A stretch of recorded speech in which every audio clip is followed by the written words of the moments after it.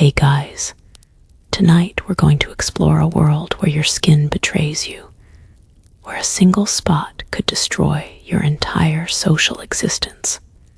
The tragic lives of medieval lepers await us, and frankly, you might find yourself scratching phantom itches by the time we're done. So, before you drift off completely, like this video and subscribe, only if this kind of sleepy narration is your thing. And hey, drop a comment with where you're watching from and what time it is on your end. Now kill the overhead lights, maybe light a candle, and let's get into some history. You're standing at the bustling harbor of Alexandria in the early 12th century. The Mediterranean sun beats down on your face as you watch ships arrive from distant lands, their holds filled with spices, silks, and something far more insidious. You don't see it yet, no one does, but leprosy is arriving on these shores, carried in the bodies of traders, pilgrims, and soldiers returning from the east. It's been here before, of course. Whispers of the disease echo through ancient Egyptian papyri and biblical texts. But medieval Europe is about to face a reckoning with this disease that will reshape society for centuries. As you watch the sailors disembark, you notice an older man with a slight limp and what appears to be thickened skin around his ears. No one pays him much mind yet.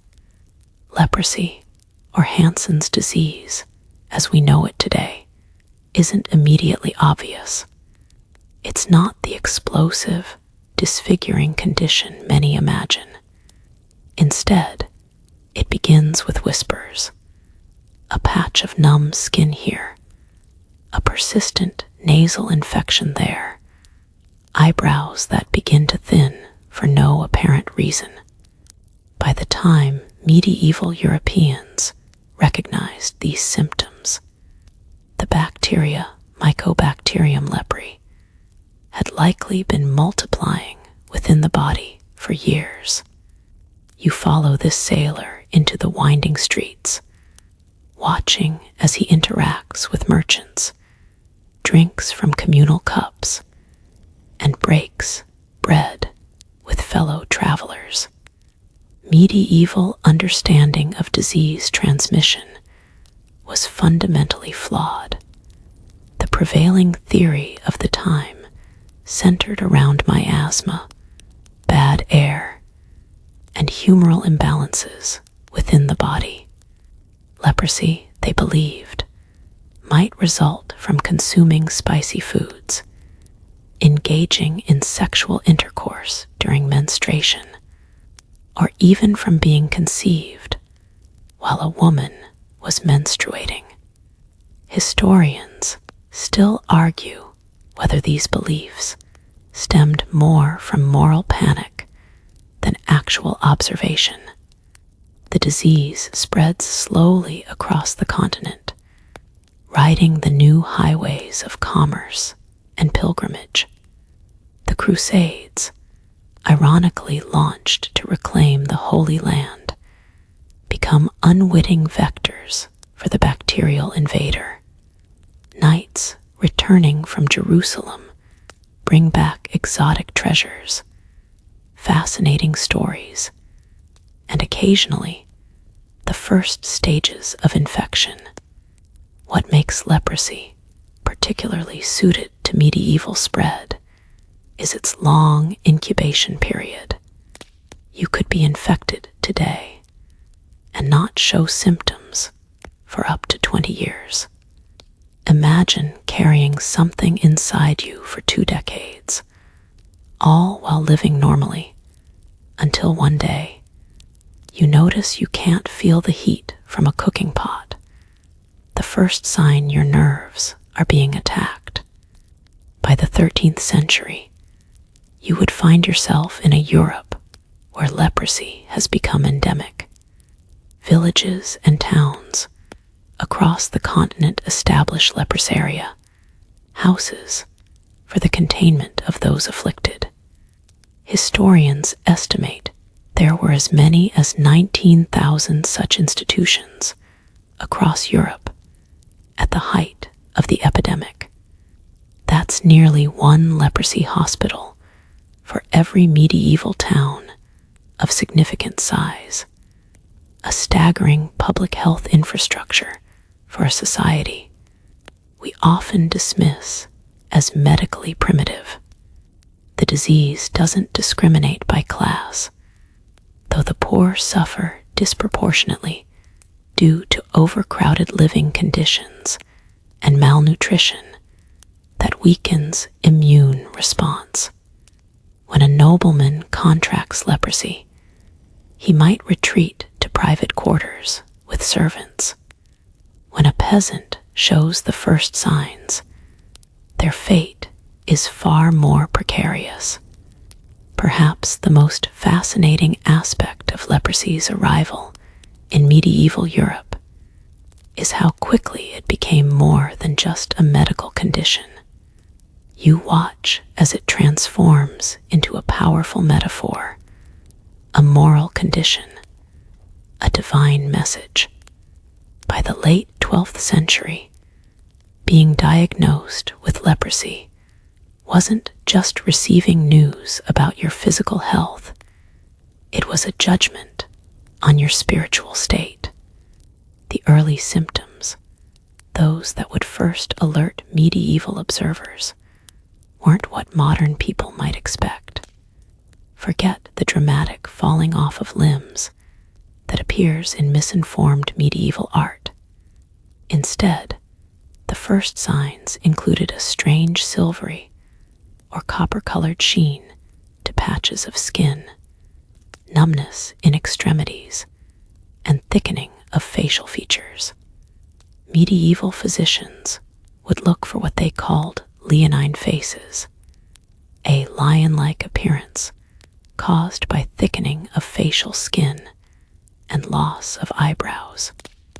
As the dark months of winter arrive and people huddle together for warmth, the disease finds new opportunities to spread.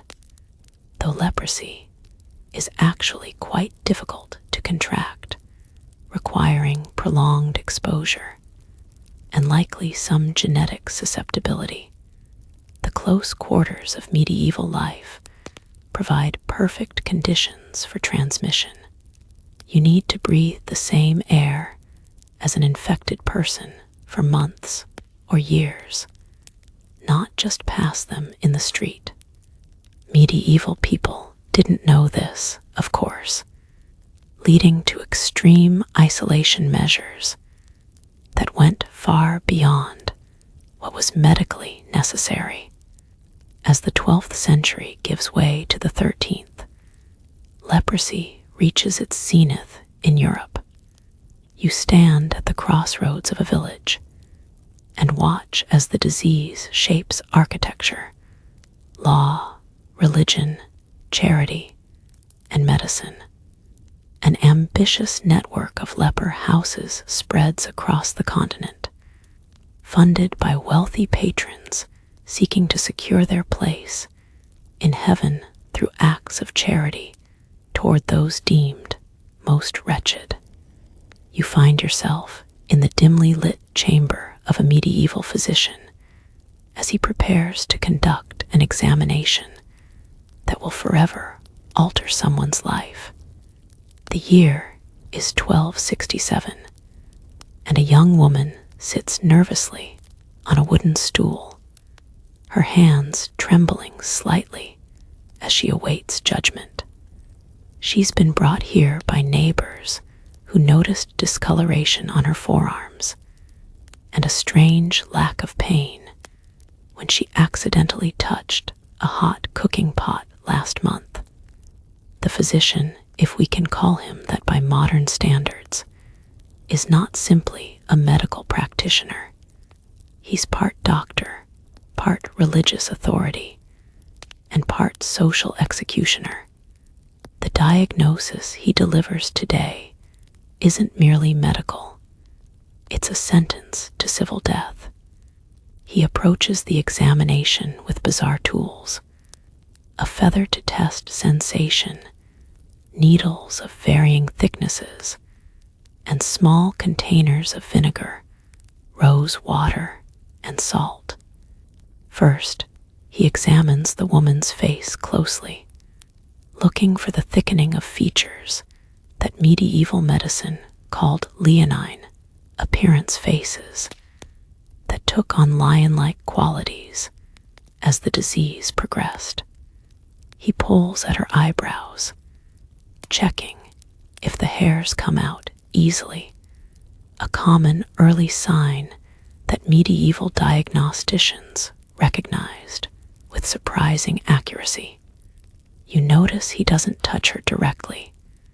Instead, using a pointer made from polished wood.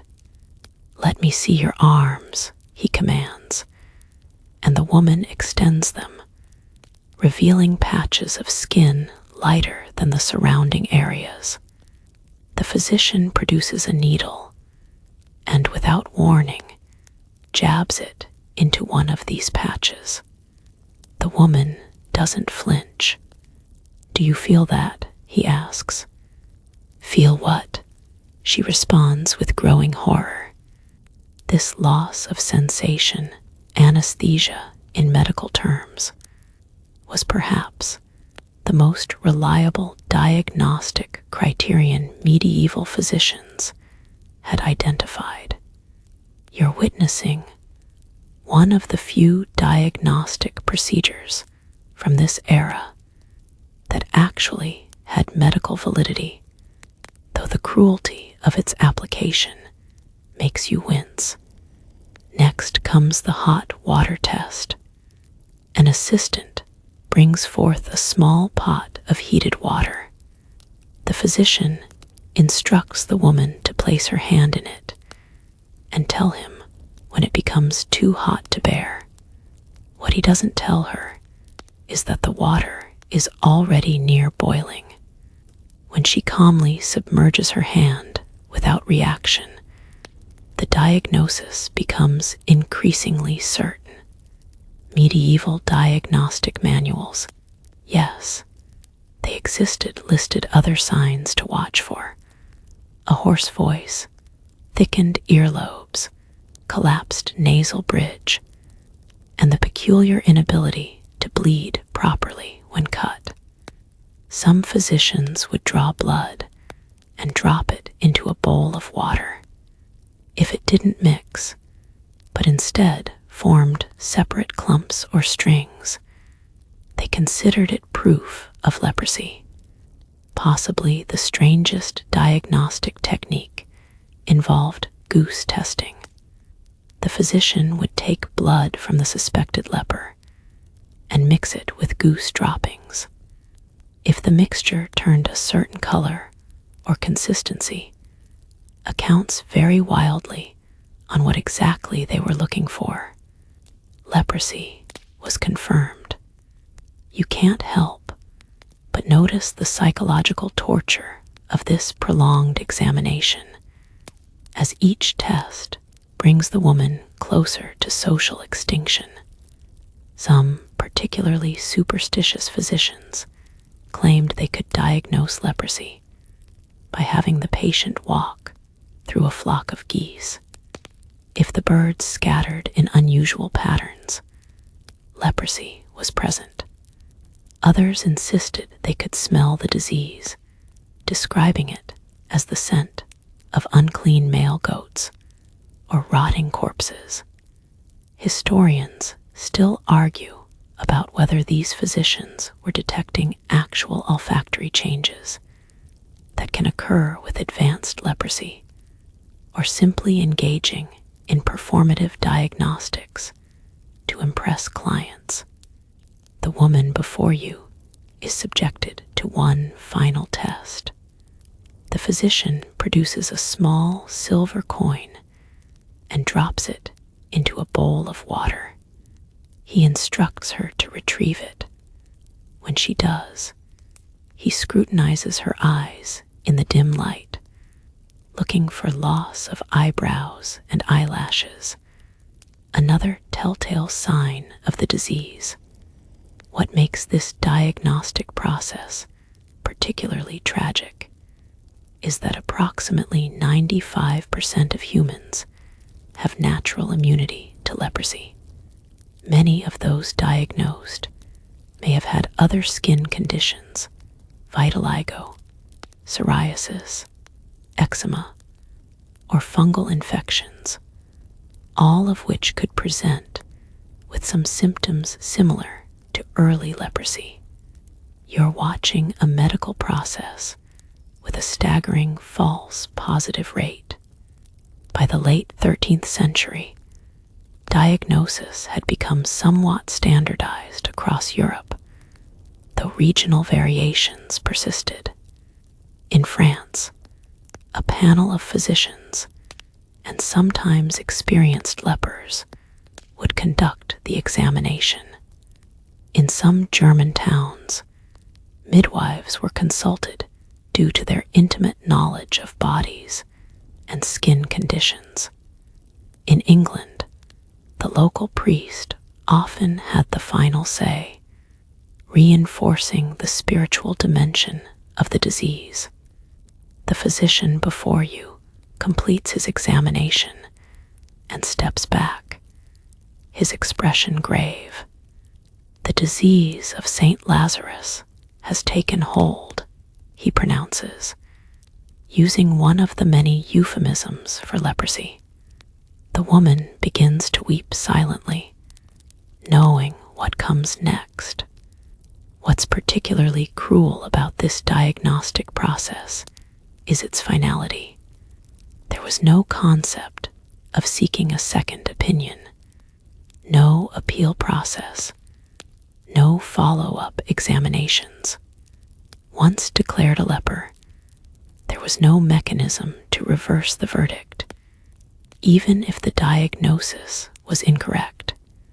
You've just witnessed someone receiving what amounts to a life sentence based on medical knowledge that was, at best, partially accurate. The physician writes a letter that will be delivered to the local bishop, recommending the separation ceremony be performed within the week. As the woman is led away, you notice he washes his hands thoroughly with vinegar and says a prayer not for her, but for his own protection. What's perhaps most sobering about what you've witnessed is that the diagnostic process, for all its flaws, represented the cutting edge of medieval medical knowledge. These physicians weren't acting out of malice, but from genuine belief they were protecting society while correctly identifying the afflicted.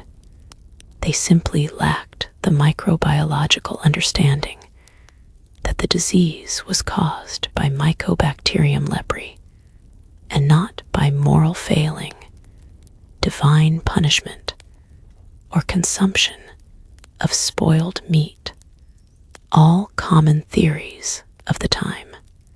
You stand at the edge of a somber gathering outside a small stone church on a gray autumn morning in 1283.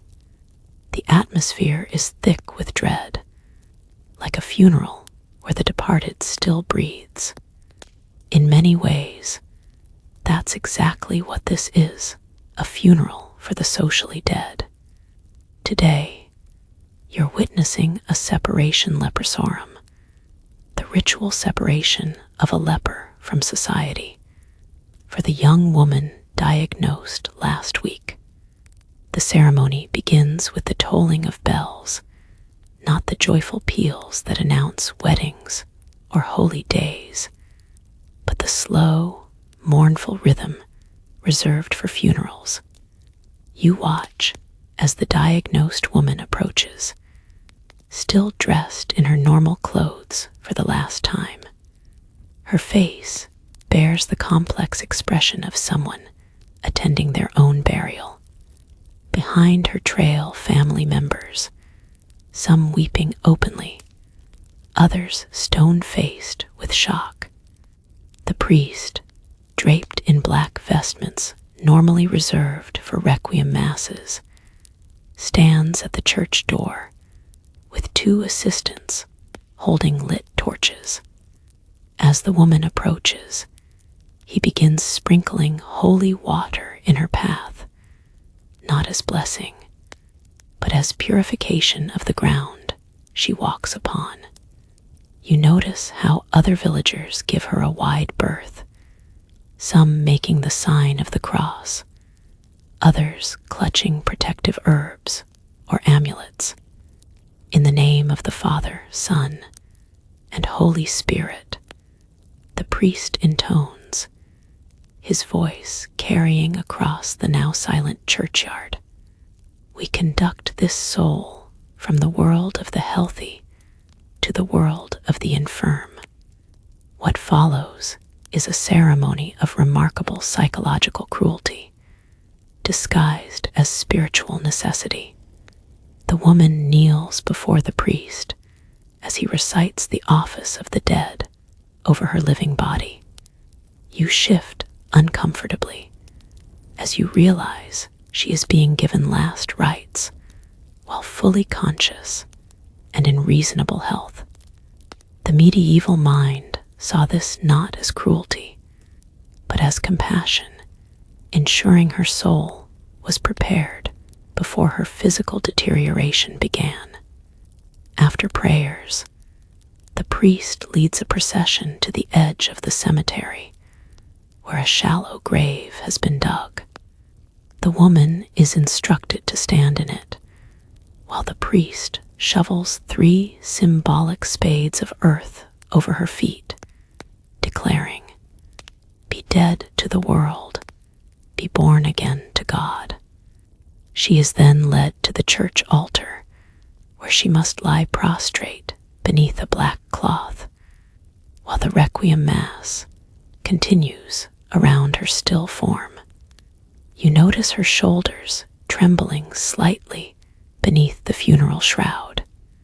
When the cloth is finally removed, she rises as one meant to be transformed, no longer legally alive in medieval society. The priest now presents her with the equipment of her new existence: a set of distinctive clothes, a wooden clapper or bell to warn others of her approach, a cup for drinking, gloves to prevent direct contact with objects, and a wooden pointing stick for indicating items she wishes to purchase. Each item is handed over with grim ceremony, transforming ordinary objects into symbols of permanent exclusion. Take these gloves, that you might not contaminate what you touch, the priest pronounces. Take this cup, that your lips alone may drink from it. Take this clapper, that all may be warned of your approach. The clothing deserves special mention, as it varies by region, but always serves to instantly identify lepers. In parts of France, you would see a long gray cloak and hat. In German territories, the diagnosed often wore a yellow armband or patch, a chilling precursor to later stigmatizing markers. In England, the typical outfit included a long robe, often red to symbolize Christ's blood and suffering, and a hood that could be drawn over the face in populated areas. Now comes perhaps the most devastating part of the ceremony. The priest reads aloud the prohibitions that will govern the remainder of her life.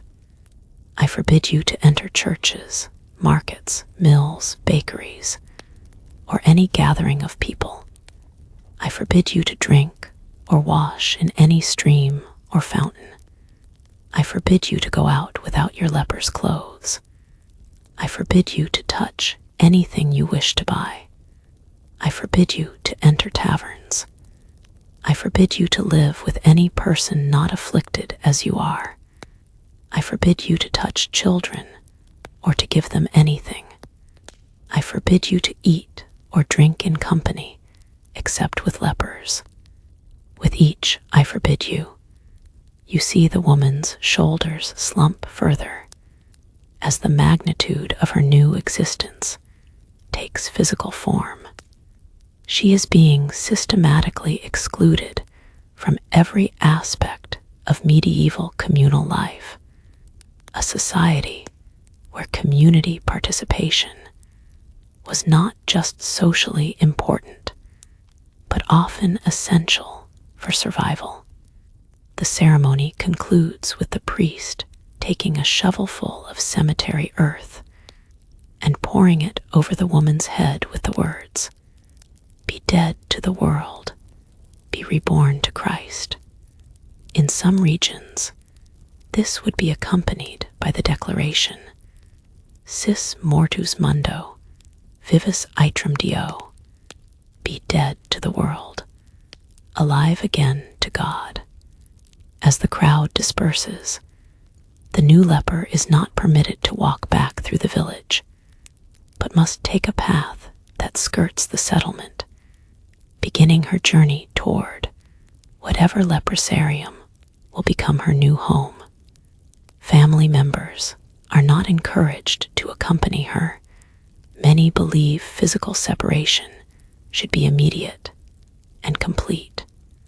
Some particularly devoted spouses might choose to follow their partners into exile, becoming caretakers in the leper house, though the church generally discouraged this practice. What you've witnessed isn't some rare or exceptional event. Records suggest that this ceremony, with regional variations, was performed thousands of times across medieval Europe. In larger towns during peak infection periods, these separations might occur weekly. The psychological trauma inflicted, declaring living people dead, while they could still witness their own social funerals, represents one of the more profound cruelties of medieval leprosy management. Perhaps the most insidious aspect of the separation ceremony was how it co-opted religious symbolism to transform disease into divine drama. The leper was cast simultaneously as sinner being punished and as Christ-like figure bearing suffering, a paradoxical position that complicated their social standing and self-perception. As you watch the woman disappear down the road that leads away from her former life, you understand why medieval chronicles often describe the newly diagnosed as walking with heads bowed, like cattle to slaughter. You follow the woman at a distance as she takes her first steps into her new reality. The separation ceremony is barely hours behind her, the cemetery soil still visible in the creases of her new gray hood. This is the most dangerous time for the newly diagnosed, the liminal period between sentencing and finding sanctuary in a leprosarium. She walks with the uncertain gait of someone navigating an entirely new identity, the wooden clapper hanging heavy from her belt. The first thing you notice is how she flinches at the sound of approaching horses, quickly shuffling into the drainage ditch beside the road. Medieval travel etiquette now requires her to move aside, face the ground, and remains silent as travelers pass. Some lepers were expected to stand downwind to prevent their supposedly corrupted breath from touching the healthy. You watch her first awkward attempt at this maneuver, how she overcompensates by pressing herself against the muddy embankment, nearly falling in her eagerness to avoid confrontation. The riders pass without acknowledgement, the best outcome she can hope for. Less compassionate travelers might have hurled insults, stones, or worse. Medieval chronicles record incidents of newly diagnosed lepers being chased from town to town, finding no refuge until reaching a designated leprosarium, sometimes days of travel away. As afternoon fades toward evening, hunger becomes her first practical challenge. The separation ceremonies' prohibitions now govern every aspect of her existence, including how she might obtain food. She cannot enter the nearby village, cannot touch bread directly, cannot drink from common wells. You observe her first attempt at the complicated dance of commerce that will define her remaining years. Approaching a small farmstead at the edge of a hamlet, she stops at the appropriate distance, about 10 feet from the main path, and sounds her clapper 3 times. The sharp wooden clacks hang in the air before a farmer's wife emerges, expression guarded. The leper places a few coins on a flat stone at the roadside, then backs away. The farmer's wife approaches, inspects the coins without touching them, then places a small loaf of bread and a tied cloth containing cheese on the same stone before retreating. This exchange coins placed on neutral ground, goods left after the purchaser retreats, is the new commercial reality for the diagnosed. The transactions are devoid of the social elements that characterized medieval commerce. No haggling, no pleasantries, no casual conversation about village affairs. Just silent, distanced exchange. Night presents new challenges. Lepers were generally forbidden from seeking shelter in common inns or residences. You watch as she approaches a small woodland shrine, the kind of wayside chapel common throughout medieval Europe. These modest structures, often no more than 3 walls and a roof, housing a simple cross or saint's image, were among the few places lepers might legitimately seek overnight shelter during travel. Sleep comes uneasily on the hard-packed earth floor of the shrine. Come morning, you notice how she's developing the situational awareness that will be essential for survival. She listens intently before emerging, checks all directions before stepping onto the path. Lepers quickly learned to time their movements to minimize contact with others, traveling at dawn or dusk when roads were less crowded, developing an almost intuitive sense of when to be visible and when to disappear. By the 3rd day of her journey, you see her employing small strategies that more experienced lepers have developed over centuries. She drinks only from moving water in streams, never standing pools where others might drink. When approaching crossroads, places where encounters are likely, she sounds her clapper well in advance, giving others time to choose alternate routes if they wish. When she must speak to someone, she carefully positions herself downwind, maintaining strict physical distance. These behaviors weren't simply about following rules.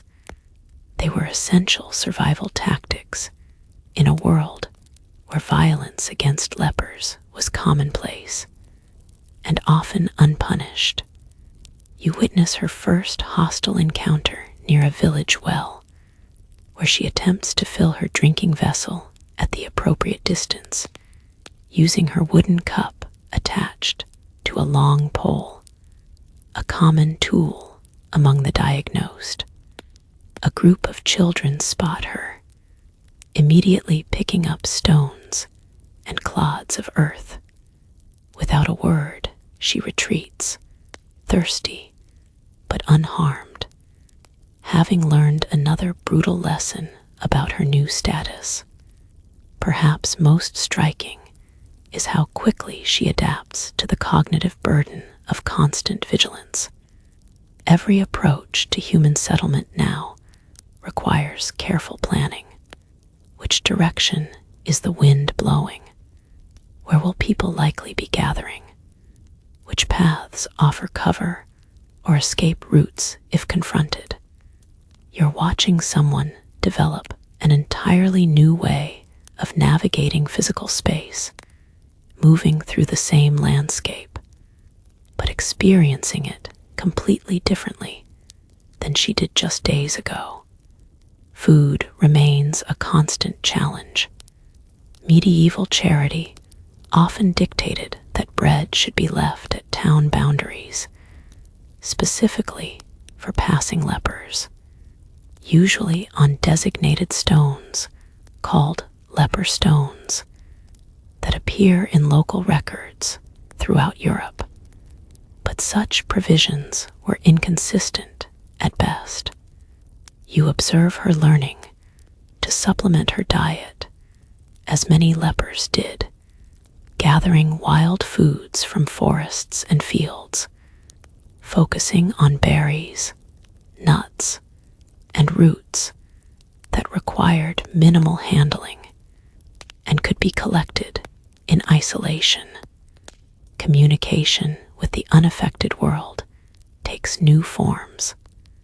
Unable to approach others directly, lepers often developed systems of signals using their clappers.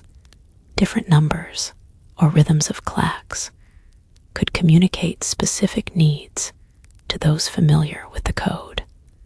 One clack might mean, "I need water," 2 for food, 3 for shelter.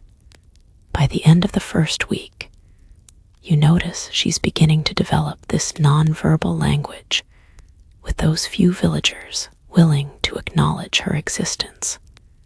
As she nears the leprosarium that will become her home, she encounters other lepers for the first time, a small group returning from collecting alms in a nearby town. The interaction is striking in its normalcy. They greet each other without fear, without distance, without the elaborate precautions that now govern all other human contact. They speak face to face. Their hands touch as they share bread. In this moment, you understand one of the cruel ironies of medieval leprosy. Only with fellow outcasts could normal human interaction resume. St. Lazarus' house is just beyond the next hill, one tells her, referring to the leprosarium by its common religious dedication. The brothers there are kind enough. They'll have a place for you. You notice how they've already adopted the patronizing language of charity, speaking of kindness and places where there should be rights and homes. By the time she crests the final hill and sees the leprosarium in the distance, a modest collection of buildings surrounded by garden plots, she walks differently than the woman who left the separation ceremony 8 days prior. Her movements show the beginning awareness of her new reality. Head slightly bowed, eyes constantly scanning, body conditioned to yield space. You're witnessing not just physical travel, but an entire psychological journey from citizen to outcast, from community member to perpetual. As the woman approaches the gates of St. Lazarus' house, you're about to witness something remarkable, the strange micro-society that emerged when medieval communities forcibly gathered there, unclean, into segregated colonies. The leprosarium rises before you, neither quite a monastery nor quite a hospital, but a curious hybrid of both. These institutions dotted the landscape of medieval Europe by the thousands, yet each developed its own distinctive character. The first thing that strikes you is the surprising self-sufficiency of the complex. Unlike the wretched hovels often depicted in later romanticized paintings, this leprosarium resembles a small working manor. Gardens surround the main buildings, tended by the residents themselves. You see fields of medicinal herbs, particularly St. John's wort and sage, believed to ease symptoms, alongside practical vegetables and grains. Lepers with agricultural skills became particularly valued community members, as growing their own food reduced dependence on the uncertain charity of the outside world. The physical layout before you follows patterns you'd find throughout Europe, with regional variations. In Mediterranean regions, leprosaria often featured cloistered designs inspired by monasteries, with central courtyards providing community space. In England and Northern Territories, they more commonly resembled small villages, with individual cottages arranged around a central chapel. What they all shared was deliberate positioning, close enough to settlements to receive alms and supplies, yet far enough away, usually a mile or more, to allay fears of contagion. As the gate creaks open to admit the newcomer, you slip in behind her to observe the internal workings of this closed world. A figure in a simple brown habit approaches, not a leper himself, but one of the religious brothers who administers the house. While some leprosaria were run by afflicted residents, many operated under the oversight of religious orders, particularly the Order of St. Lazarus, Knights Hospitaller who specialized in leper care. "Welcome, daughter," the brother says, maintaining the standard distance. "You've been expected. The bishop's letter arrived yesterday." Inside, the social hierarchy becomes immediately apparent. Medieval leprosaria were rarely egalitarian communities of suffering. Instead, they often replicated the social stratification of the outside world. Those who entered with wealth could purchase private quarters, better food, and personal servants, sometimes even bringing uninfected servants with them. Those without means became the lowest tier in an already marginalized society. The woman is led to a small, spare chamber with a straw pallet, wooden bowl, and crucifix, standard provisions for those dependent on charity. In wealthier foundations, you might find surprising amenities private fireplaces, glazed windows, even small libraries for educated residents. Archaeological excavations of leprosarium sites have revealed everything from gaming pieces and musical instruments to imported luxury goods, challenging our notion of universal deprivation. The rule of the house will be explained tomorrow, the brother informs her. For now, rest. Join the community for evening prayers if you feel able. He leaves, and the woman sits on her new bed, alone for the first time since her diagnosis, finally free to absorb the magnitude of her changed circumstances. What's fascinating about these communities is how quickly they developed elaborate self-governance. By necessity, leprosaria became semi-autonomous entities with their own rules, discipline systems, labor divisions, and internal economies.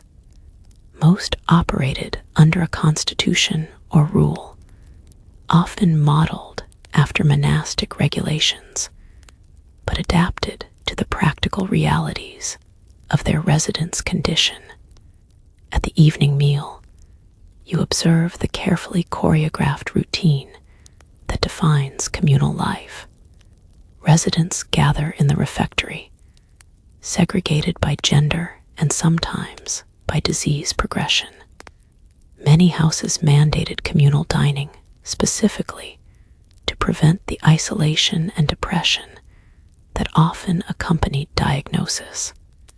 The food is simple, but adequate bread, pottage, seasonal vegetables, and small beer. Meat appears perhaps twice weekly, more often in wealthier foundations with larger endowments. The conversations around the table reveal the complex social world that has evolved within these walls. You overhear discussions of outside news, internal politics, comparative treatments, and debates over saints' efficacy for healing, all the normal concerns of medieval life, just contained within this segregated microcosm. Brother Thomas thinks my eyesight is improving since we started the nightshade tinctures. An elderly man tells his table mates, who respond with appropriate murmurs of hope or skepticism. The bailiff's son has joined the king's army, contributes another, maintaining tenuous connection to the outside world through gossip and news. What strikes you most is the normalcy. Despite their extraordinary circumstances, residents have created recognizable social structures. They form friendships, rivalries, and even romantic attachments. Yes, medieval leprosaria often contained married couples, either those who entered together or those who formed relationships inside. While sexual relations were theoretically forbidden in most houses, historical records and archaeological evidence suggest these rules were enforced inconsistently at best. Children present a particularly complex case. Contrary to popular belief, leprosy isn't highly contagious, especially to adults with functional immune systems. Children born to infected parents typically remained disease-free, but faced the impossible choice between staying in the segregated community or being sent into the outside world, where their parentage would forever mark them as suspect. The leprosarium's internal economy functions on multiple levels. Some residents continue practicing their former trades, particularly those that produce goods that can be sold without fear of contamination.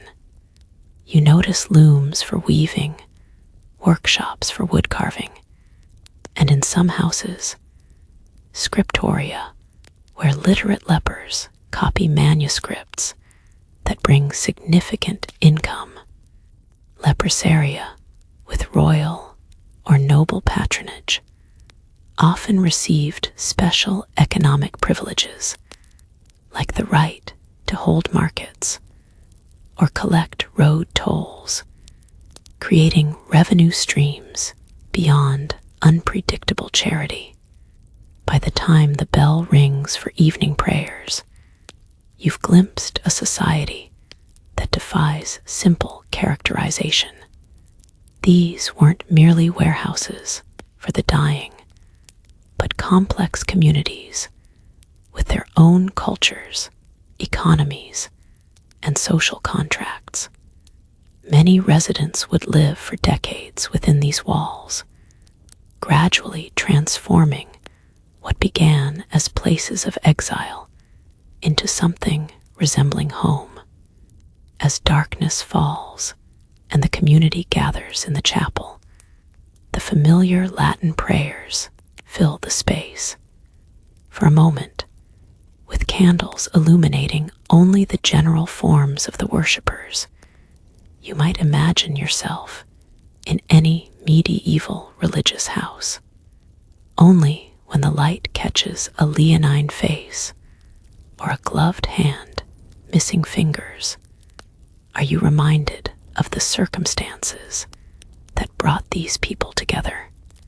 The woman kneels in prayer with her new community, still wearing the travel-stained clothes of her journey. Tomorrow, she'll receive the house garments, learn the internal rules, and begin the process of finding her place in this parallel world. For tonight, she simply exists in the liminal space between her former life and whatever comes next, no longer part of the world outside these walls, but not yet fully integrated into the world within. Dawn breaks over the leprosarium, and you watch as the newly arrived woman joins the morning routine. A bell rings, calling residents to early prayers, followed by a simple breakfast of bread and thin porridge. Afterward, the master of the house, an older leper who has held authority for over a decade, gathers all newcomers for instruction in the peculiar warning systems that will govern their interactions with the outside world. The bell is your voice when words cannot be heard, he explains, demonstrating the proper way to sound the clapper. 3 strikes before approaching any crossing. Continuous ringing when large groups approach. What you're witnessing is the instruction in a complex communication system developed over centuries, specifically for those with leprosy.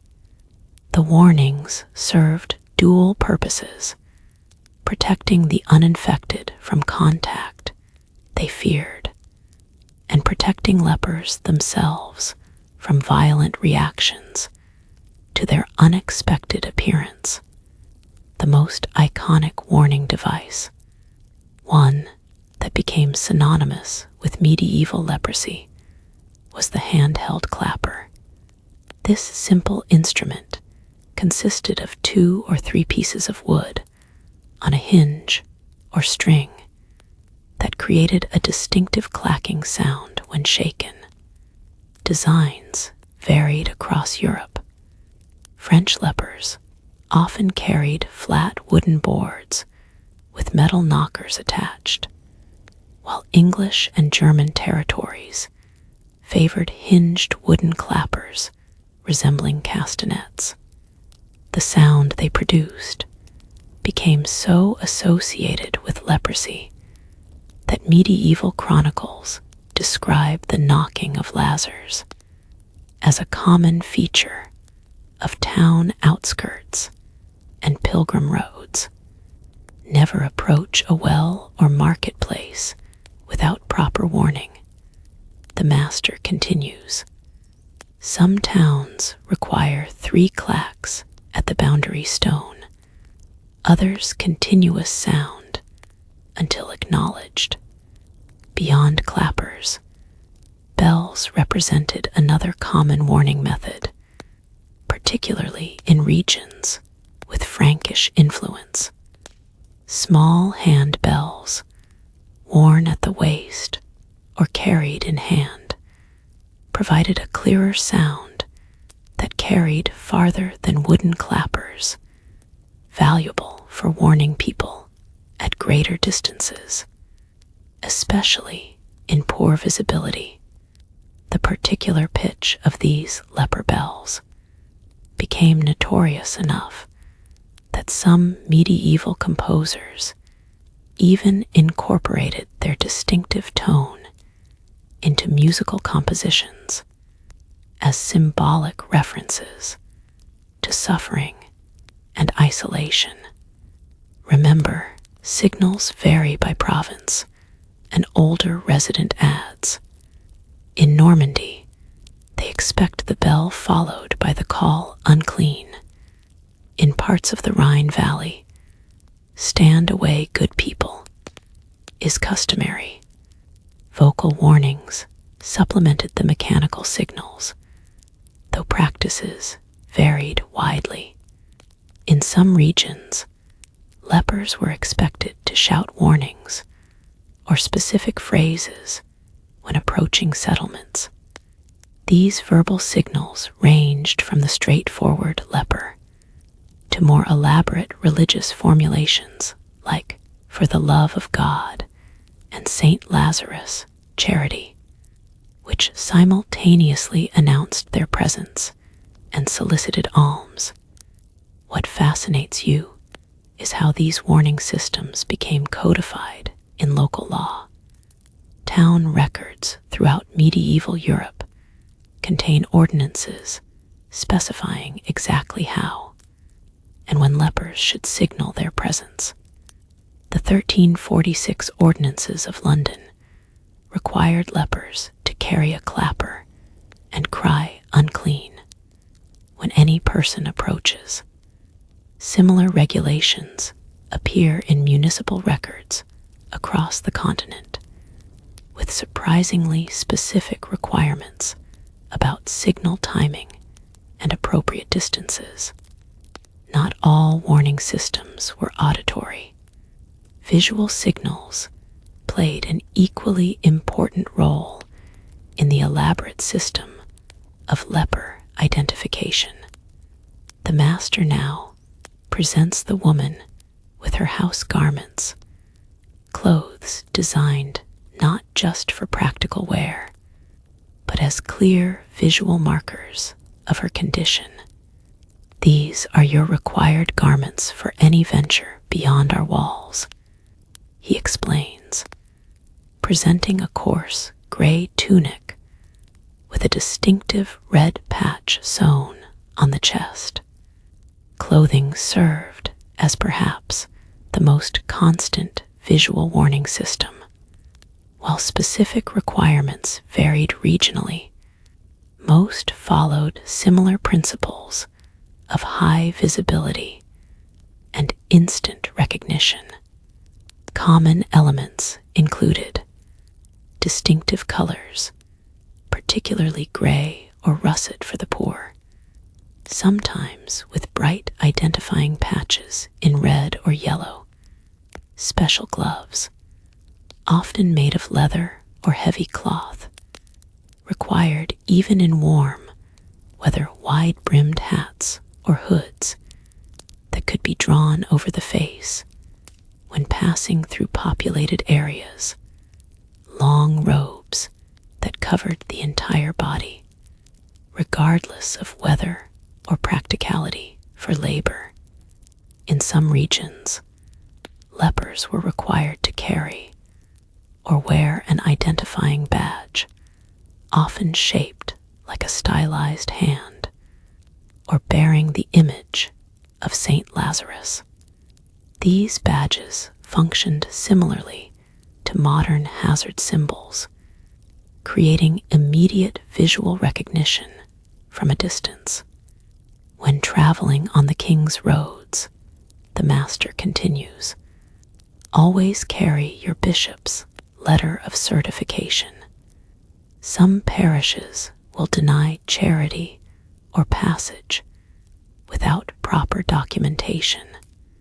This administrative aspect of leprosy management reveals how bureaucratized the condition had become by the late medieval period. Diagnosed lepers received documentation, sometimes called patents of leprosy, that simultaneously confirmed their condition and granted certain limited privileges, particularly the right to beg in specified areas. These documents became essential for travel between jurisdictions, as undocumented lepers faced imprisonment or expulsion. What's particularly striking about these warning systems is how they transformed human bodies into constantly signaling beacons of their own condition. Every movement through public space required continuous announcement, auditory, visual, and documentary, of one's diseased status. The psychological burden of this perpetual self-declaration must have been enormous. Remember, the master says, with unexpected gentleness, these warnings protect you as much as others. A surprised villager is a dangerous villager. He speaks from experience. Medieval chronicles record numerous incidents of violence against lepers who failed to provide adequate warning of their approach. The signals weren't merely social courtesy, they were survival tactics in a world where fear transformed easily into aggression. As the instruction continues, you notice a remarkable diversity in the residents' backgrounds: former craft workers, peasants, even a defrocked priest who now serves as the house's writing master. Leprosy cut across all social boundaries, creating communities of remarkable heterogeneity by medieval standards. This diversity extended to age as well. While modern leprosy primarily affects adults, medieval malnutrition and compromised immunity meant children were not uncommonly diagnosed, particularly in urban centers during periods of famine or after other diseases had swept through. The warning system's lesson concludes with practical demonstration. The master leads the newcomers to the road outside the leprosarium gates, instructing them in the proper method of stepping aside, lowering their heads, and sounding warnings as a merchant's cart approaches. You watch the awkward rehearsal, noting how some adapt quickly to their new status, while others struggle with the physical performance of their own exclusion. Back inside the gates, afternoon brings instruction in another aspect of leper warning systems: the particular etiquette of soliciting alms. Since many leprosaria depended heavily on charitable giving, residents needed to master the delicate balance between making themselves visible enough to receive charity, while remaining distant enough to avoid provoking fear. Hold your donation cup with the extended pole demonstrates an older woman who serves as the house's alms master. Never approach closer than the length of this stick. Wait until the donor retreats before collecting your alms. The tools she displays represent specialized technology developed specifically for distance transactions. Long-handled collection boxes, cups attached to poles, and donation bags on sticks that allowed lepers to receive charity without direct contact. These same tools appear in medieval manuscript illustrations and stained glass windows depicting Saint Martin or Saint Elizabeth giving alms to lepers, visual evidence of how thoroughly standardized these interaction protocols had become. As the first day of orientation concludes, the woman retreats to her small chamber, now dressed in the distinctive garments that will identify her condition to all who see her. The warning devices hang from her belt, constant companions for whatever remains of her life. In the quiet of evening, you notice her practicing the motions and signals that must now become second nature, rehearsing her new identity as both recipient and source of warning. You find yourself in the apothecary chamber of St. Lazarus' house as the woman receives her first treatment. The room smells of dried herbs, mineral powders, and something vaguely metallic that makes your nose wrinkle. Morning light filters through oiled parchment windows, illuminating shelves lined with labeled ceramic jars, glass vials, and linen pouches containing substances of dubious efficacy but eternal hope. The apothecary, a wizened man with suspiciously few visible symptoms himself, examines her hands with careful attention.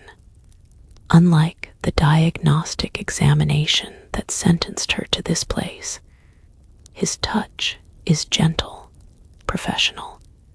He probes the numb patches on her arm, checking their boundaries with a thin wooden stylus.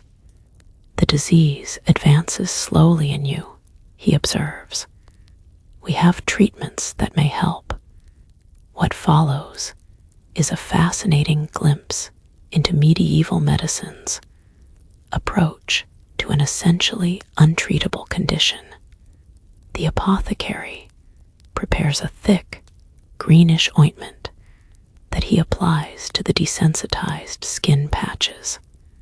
You recognize the distinctive smell of copper salts mixed with rendered animal fat, a common treatment believed to restore sensation to deadened nerves. Modern analysis of preserved medieval pharmaceutical recipes reveals these copper-based treatments often contained verdigris, copper acetate, which does possess mild antibacterial properties, though nowhere near powerful enough to affect Mycobacterium leprae. Apply this morning and night, he instructs, wrapping her arm in clean linen bandages, and we'll begin the internal medicines tomorrow. Medieval leprosaria developed extensive pharmacopoeias specific to the disease, creating what medical historians recognize as the first specialized pharmaceutical traditions focused on a single condition. While ultimately ineffective against the bacterial cause, some treatments did address secondary symptoms or complications with limited success. For internal balance, the apothecary continues, measuring dried herbs into a small cloth bag. Steep these in boiled wine each morning. Drink before breaking your fast. You peek at the herbal mixture, primarily wormwood and sage, with smaller amounts of myrrh and materials that appear to be ground gemstones. Theriac preparations, complex mixtures containing dozens of ingredients, including, disturbingly, viper flesh, were particularly valued for leprosy treatment, despite their extraordinary cost. Records from wealthy leprosaria show significant expenditures on these elaborate compounds, reflecting both the desperation for effective remedies and the genuine belief in their efficacy. What's striking about medieval leprosy treatment is its comprehensive approach. While modern medicine might dismiss these interventions as useless against mycobacterial infection, they addressed the condition holistically, targeting symptoms while simultaneously addressing the patient's humoral balance, spiritual health, and psychological well-being. A surprisingly modern perspective in certain respects. Beyond the apothecary chamber, larger treatment rooms house more dramatic interventions. You observe a sweating treatment in progress. A patient wrapped in heavy blankets beside a brazier of hot coals, drinking warming herbal teas to induce perspiration. This practice, based on the humoral theory that leprosy represented an excess of black bile and melancholy humors, aimed to literally sweat the disease from the body. While ineffective against the bacteria, the resulting fever may have temporarily boosted immune response, creating occasional periods of symptomatic improvement that reinforced belief in the treatment. In the courtyard, you encounter what was perhaps the most dangerous common treatment, bloodletting specifically tailored for leprosy. Medieval physicians believed leper blood was thick, dark, and granular, requiring special techniques for removal. You watch as a medical attendant applies specialized cups to a patient's back, creating suction that draws blood to the surface before making shallow incisions to release the supposedly corrupted fluid. The bath chambers will be prepared this afternoon. The apothecary informs the woman as he finishes bandaging her arm. The mercury treatment requires proper preparation. Mercury quicksilver represented one of the most common and tragically toxic treatments for medieval leprosy. Applied topically as ointment or used in steam baths, where the patient would inhale vaporized mercury. These treatments often produced dramatic short-term results, as the powerful neurotoxin temporarily affected sensation and appearance. Of course, the improvement came at devastating cost, with mercury poisoning frequently hastening death more efficiently than leprosy itself would have. For the face, the apothecary continues, presenting a small ceramic pot. This ointment of sulfur and quicklime will reduce redness and swelling. Cosmetic treatments formed a significant category in leprosy care, reflecting the social importance of minimizing visible symptoms. Arsenic compounds, lead-based creams, and caustic plant extracts were commonly applied to facial lesions in attempts to reduce the distinctive leonine appearance. That these treatments frequently caused additional scarring and damage rarely discouraged their use. Perhaps the most distinctive aspect of medieval leprosy treatment was its integration of religious and medical practices. As you follow the woman through her first full day of treatments, you notice how medical interventions alternate with spiritual ones. Before taking the tonic, recite the prayer to Saint Lazarus 3 times, the apothecary instructs. Faith strengthens the remedy's power. Religious relics played particularly important roles in treatment regimens. Leprosaria, fortunate enough to possess relics associated with healing saints, particularly Lazarus or Martin of Tours, incorporated them directly into medical procedures. Water passed over these relics became both medicine and holy object. At wealthier foundations, elaborate healing rituals involved passing affected limbs through reliquaries or sleeping near sacred remains. Once each month, explains a senior resident who serves as tour guide for newcomers, we process to St. Anne's shrine for the blessing of the springs. Many have found improvement after bathing in those waters. Healing pilgrimages represented another prevalent treatment approach. Despite their liminal legal status and travel restrictions, lepers received special dispensation to visit certain healing shrines. Records from major pilgrimage sites like Santiago de Compostela, Canterbury, and Rocamatter document specific facilities for leprous pilgrims and special blessing ceremonies developed particularly for the afflicted.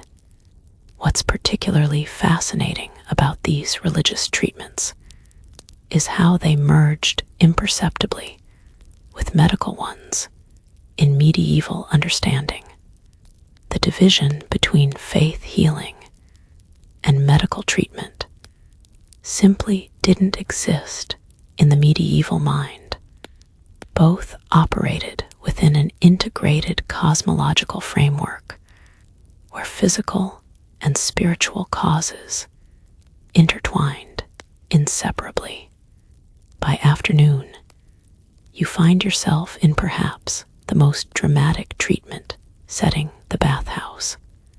Unlike public bathhouses, from which lepers were strictly prohibited, leprosaria often maintained their own elaborate bathing facilities where specialized hydrotherapy took place.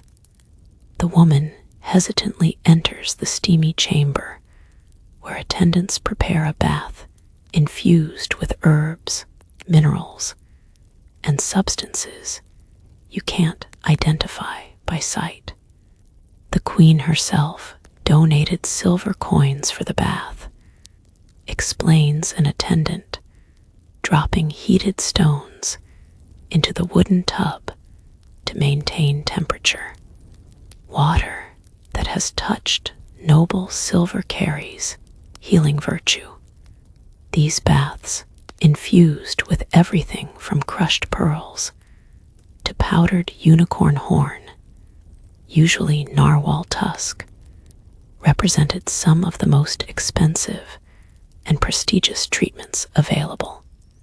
While fundamentally ineffective against bacterial infection, the improved hygiene, increased circulation, and psychological comfort they provided may have offered genuine palliative benefits. Not all treatments were so benign or comfort-focused. In a separate chamber, you glimpse more aggressive interventions, the burning of lesions with hot irons, lancing of swollen tissues, and application of caustic compounds designed to burn away diseased flesh. These painful procedures, performed without effective anesthesia, beyond alcohol or opium derivatives, reflected the desperate search for effective interventions against a poorly understood condition. As evening approaches, the woman returns to her chamber, arms bandaged, skin fragrant with medicinal ointments, and stomach unsettled by internal remedies of dubious composition. She unpacks the small collection of treatments she'll administer herself, the herbal infusions, special dietary restrictions, no fish, spicy foods, or red meat, as these were thought to exacerbate symptoms, and prayer schedule coordinated with medication. What you've witnessed is the comprehensive ecosystem of leprosy treatment, a system that would remain largely unchanged for centuries until the development of effective sulfonamide antibiotics in the 1940s.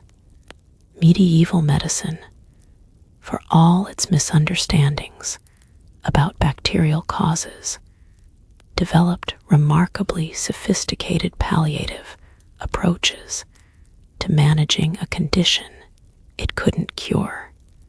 The tragic irony, of course, is that occasional spontaneous remissions, which occur naturally in some leprosy cases due to immune response, were inevitably attributed to whichever treatment preceded the improvement, reinforcing faith in fundamentally ineffective remedies.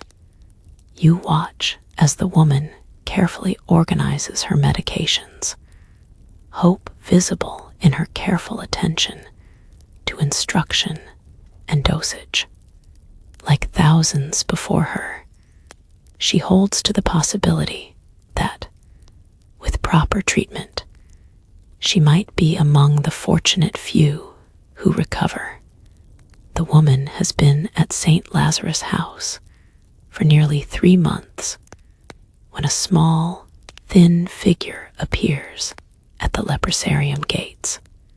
From your vantage point near the garden wall, you watch as a boy of perhaps 7 years approaches the gatekeeper with determined steps. Despite his youth, he navigates the complex protocols of leprosarium visitation with practiced ease, placing his small bundle of offerings on the designated stone, maintaining proper distance, speaking clearly, but without excessive volume that might carry contagion on the breath. "I've come to see my mother," he explains to the gatekeeper, a gruff man whose advanced condition has claimed several fingers, but left his heart notably intact. "Your mother," the gatekeeper asks gently. "Mistress Marjorie the Weaver. She came here after Michaelmas." You recognize the name. The woman whose journey you've been following has begun establishing her identity within the leprosarium, returning to her former craft of weaving when her hands permit. The gatekeeper nods, his expression softening as he calls for an attendant to fetch her. What unfolds before you is the complex reality of family relationships, across the boundary of diagnosis, one of the most heartbreaking dimensions of medieval leprosy. The separation ceremony might have declared the afflicted dead to the world, but familial bonds rarely severed so cleanly, particularly when children were involved. The woman, Marjorie, emerges from the main building, her face transforming with recognition. For a moment, she seems to forget the protocols, taking several quick steps forward before catching herself. She stops at the prescribed distance, hands clutching her wooden clapper as if for support rather than warning. "Thomas," she says, voice breaking, "you've grown taller. The meeting that follows adheres to strict rules. Mother and son may not touch. They maintain the standard distance, approximately 10 feet, with the gatekeeper present to ensure compliance." Despite these constraints, the emotional connection bridges the physical gap as they exchange news of family, village gossip, and household matters. What you're witnessing was a relatively common occurrence at medieval leprosaria, especially those near the communities from which their residents originated. While legal separation was absolute in theory, practice proved messier, more human. Records from leprosarium account books show regular expenditures for visitor provisions and maintenance of special meeting areas where contact could occur with minimal perceived risk. "Your father sends these," Thomas says, gesturing to the bundle that contains a small loaf of bread, cheese, and what appears to be a new wooden comb. He's taken on a new apprentice to help with the looms. The conversation carefully navigates the boundaries of their separated lives. Thomas provides updates on household management, younger siblings, and village affairs. Marjorie offers advice, asks specific questions about family matters, and maintains her maternal role despite physical absence. Neither mentions the obvious deterioration in her appearance since they last met, the slight but noticeable progression of facial thickening, the bandaged fingers that suggest nerve damage has advanced. "Are they treating you well at your aunt's house?" Marjorie asks, focusing on her son's welfare rather than her own condition. "Well enough," Thomas answers with the diplomatic vagueness of a child navigating complicated adult situations. "Little Elizabeth asks for you at bedtime still." Children of lepers occupied particularly difficult social positions in medieval society. While not automatically assumed to be infected themselves, medieval observers recognized that many children remained healthy despite parental illness. They nonetheless carried stigma by association. Historians still argue about whether this stigma represented fear of contagion or concern about inherited moral taint. The medieval mind conflated the two concepts in ways that defy simple modern categorization. Most children of diagnosed parents faced displacement, usually to extended family households. Records from orphanages and almshouses throughout Europe show special categories for children of Lazars who received charitable support when family networks failed. Some particularly well-established leprosaria maintained adjacent orphanages specifically for residents' children, allowing a form of continued parental relationship while maintaining physical separation. As you observe Marjorie and Thomas, you notice the careful choreography of their interaction. The boy has clearly been coached on proper behavior. He doesn't attempt physical contact, stays upwind, and maintains awareness of his position relative to other residents. These visitation protocols were often taught with meticulous attention as families sought to maintain connections without risking either actual contagion or the appearance of disregarding public safety. "I've brought your letters," Thomas says, placing a small packet on the exchange stone. "Father had the priest write them, and the ones from Elizabeth are just marks." But she insisted. Literacy created vital bridges across the separation enforced by diagnosis.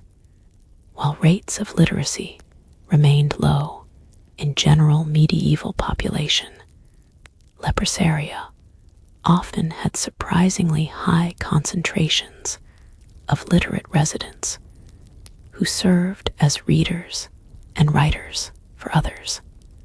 Letters became lifelines to former identities, allowing continued participation in family decisions and emotional connections despite physical absence. The meeting continues for perhaps half an hour before the gatekeeper gently indicates it must conclude. Thomas places a final small package on the stone, what appears to be a lock of blonde hair tied with thread, presumably from his younger sister. Marjorie collects it only after he has stepped well back, holding it with reverence. "Tell them," she begins, voice faltering. "Tell them I pray for you all each day." As Thomas prepares to leave, you notice how both mother and child have developed the particular emotional control required for these interactions, displaying enough feeling to maintain connection while carefully modulating expressions to prevent the kind of distress that would make future visits too painful to sustain. It's a remarkable psychological adaptation, particularly in one so young. The boy departs with a final wave, walking the mile back to the village alone. You're witnessing what records suggest was a relatively privileged form of continued connection. Many diagnosed lepers never saw their children again after separation, particularly those sent to leprosaria far from their communities of origin. The financial and logistical challenges of travel in medieval Europe made regular visitation impossible for many families, especially those of lower economic status. Back inside the leprosarium walls, you follow Marjorie to a small garden bench where she carefully opens the packet of letters. Unable to read herself, she will wait for the house reader to share their contents, but she presses the pages to her face, perhaps seeking some physical connection to those who touched them last. Children born within leprosaria faced different but equally complex challenges. Despite prohibitions against sexual activity among residents, pregnancies occurred with enough regularity that many houses developed specific protocols for managing childbirth and infant care. Newborns were typically removed from infected mothers immediately, with wet nurses engaged to prevent transmission through breastfeeding. These children occupied an unusual legal status, born within institutional walls, but not presumed infected themselves. Some fortunate infants were placed with external families through early forms of adoption arrangements, often facilitated by the religious orders that oversaw many leprosaria. Others remained in orphanages attached to the institutions, growing up in the shadow of the disease without contracting it themselves. Records indicate these children often took on support roles within the leprosarium community as they matured, becoming caretakers or administrative staff due to their immunity and familiarity with protocols.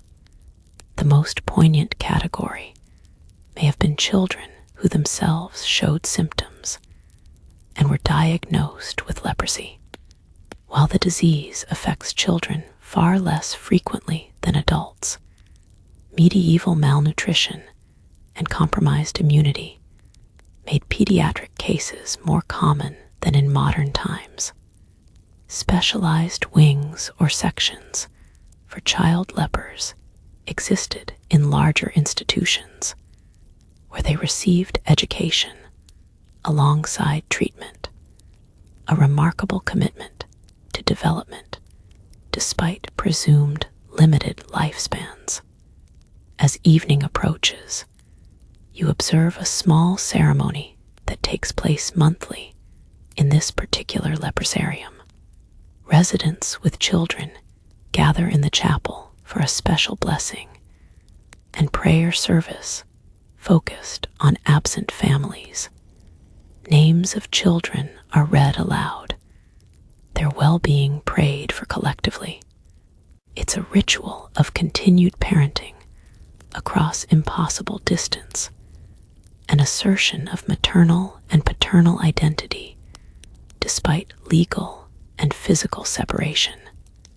Marjorie clutches her daughter's lock of hair throughout the service, a tangible connection to the growing child. She watches, now only from a distance, measured in months between visits.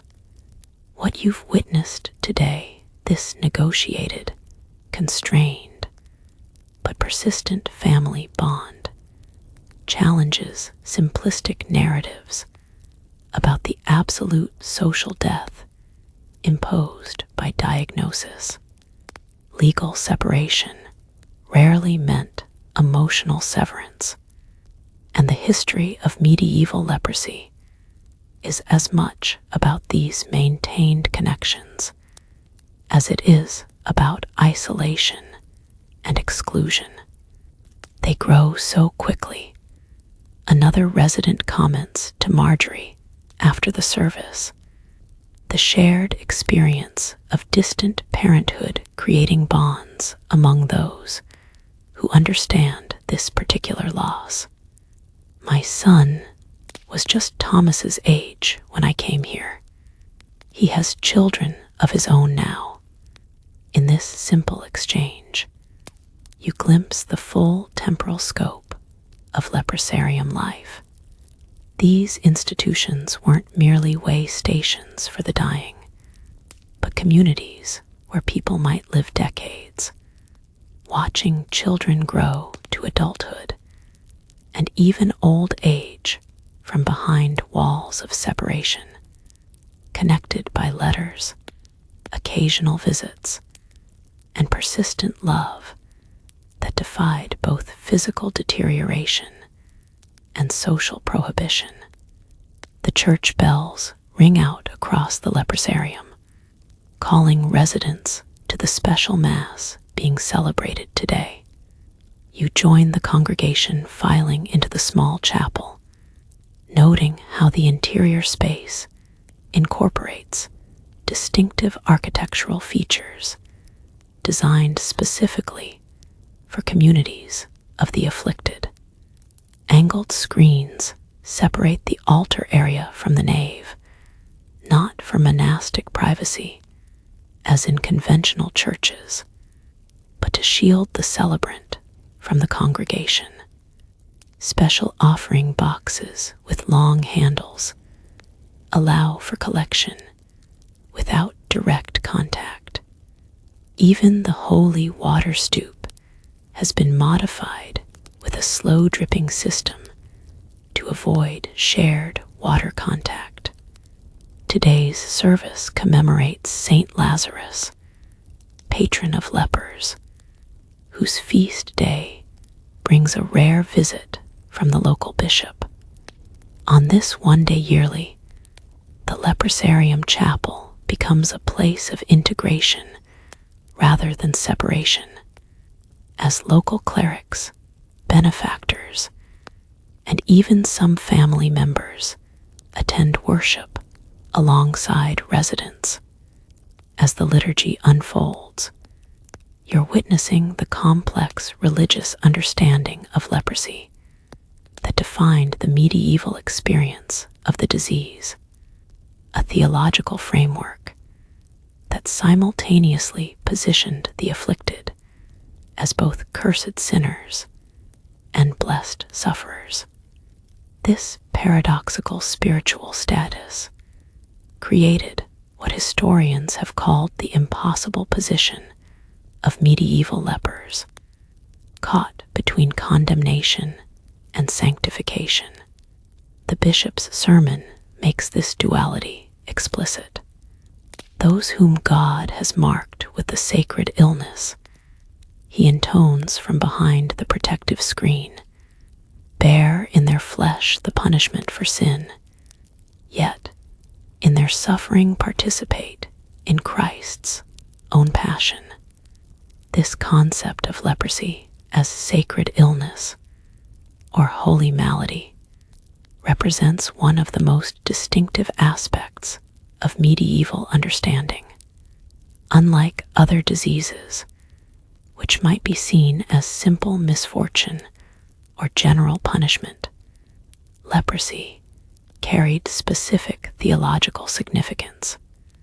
The distinctive visible symptoms were interpreted as physical manifestation of moral corruption, the body literally displaying the state of the soul within. Yet paradoxically, this same condition was simultaneously understood as a blessed state, a form of purgatory experienced on earth rather than after death. The physical suffering of lepers was believed to cleanse the soul, potentially guaranteeing salvation.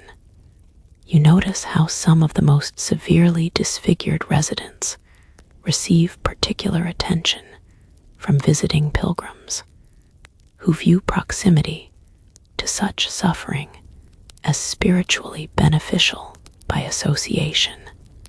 Remember always, the bishop continues, that our Lord himself took the form of a leper in his suffering. In your affliction, you are made Christ-like. The identification between Christ and lepers appears throughout medieval religious writing and iconography.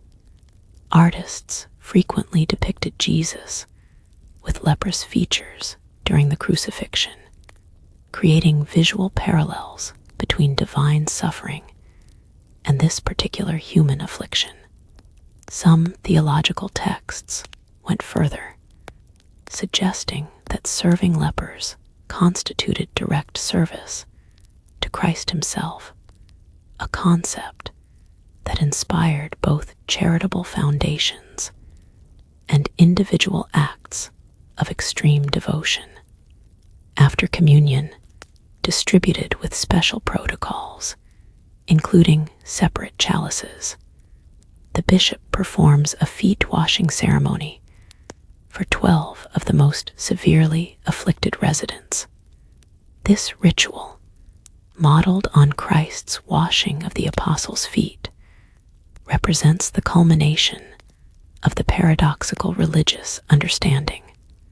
The highest church official humbles himself before those society has cast out, recreating a gospel scene with those whose very bodies have become religious symbols. What makes this theological framework so fascinating is how it enabled simultaneously contradictory social responses. The same religious understanding that justified brutal exclusion also demanded charitable care. Lepers were simultaneously feared as manifestations of sin and sought out as opportunities for spiritual merit through acts of charity. After the service concludes, you follow the congregation to the refectory where a feast has been prepared, the one day yearly when food restrictions are lifted and residents enjoy meat, white bread, and wine typically reserved for the wealthy. Community benefactors circulate at appropriate distance to observe how their donations have been used. The performance of charity here is as much ritual as practical support. You overhear two visiting merchants discussing their annual donation to the leprosarium. The priest assures me that supporting the afflicted lightens time. You're standing now in a grand hall, oak-beamed, torchlit, draped with tapestries that smell of lavender and slow decay. The air is thick with incense, not from piety, but to mask the stench of something deeply human. At the far end of the hall, behind a silk screen, sits a man who once held audiences with kings. Now, he wears gloves indoors, eats from his own bowl, and speaks through a servant who repeats his words in a louder voice. This is Baldwin IV, King of Jerusalem, a leper, a crowned skeleton wrapped in brocade. And if you thought wealth could insulate you from leprosy's grip, you're about to learn otherwise. The disease, indifferent as ever, ignored bloodlines and banknotes. Baldwin may have worn a crown, but Mycobacterium leprae never bowed. He was diagnosed in adolescence, noticed one day he couldn't feel pain when he was cut during a game. The royal physician knew the signs. The court did not announce it, of course. Not yet.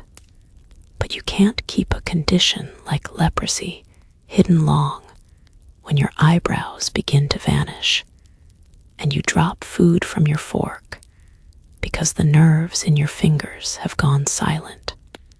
Despite everything, Baldwin ruled. Competently, even heroically, depending on who you ask. But behind the glory lies the deeper tragedy. He led an army while slowly falling apart.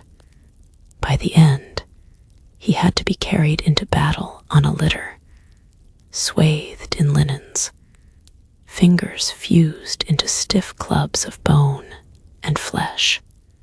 You might imagine he received compassion. He did not. Even among nobles, the diagnosis stripped him of more than flesh. He was seen as cursed, pitied, politically inconvenient, a ruler whose body betrayed the divine mandate. And he was not alone. You step into another chamber now, a quieter one. France, 14th century. A castle with high walls and a locked guest room. The Duke of Burgundy's cousin, another noble, Another leper is kept apart from the family. He eats separately. His bed linens are burned monthly. A tutor reads to him through a curtain. He is allowed to write letters, but the paper must be aired for 3 days before being delivered. He writes beautifully.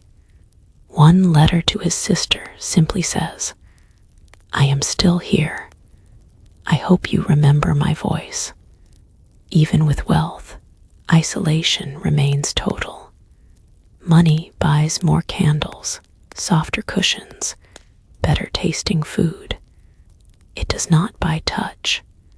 Historians still debate how many nobles were quietly hidden away. You wouldn't always find them listed as lepers in records. Sometimes they're described as suffering from a wasting condition or the sacred affliction. Titles soften what truth sharpens, but there are enough whispers, enough isolated estates, enough heavily edited family trees to suggest the disease touched every class. One particularly strange case involves a countess in Bohemia who vanished from court at the height of her influence. Years later, rumors surface of a cloistered chapel with an attached cell where an unnamed noblewoman lives in devout silence.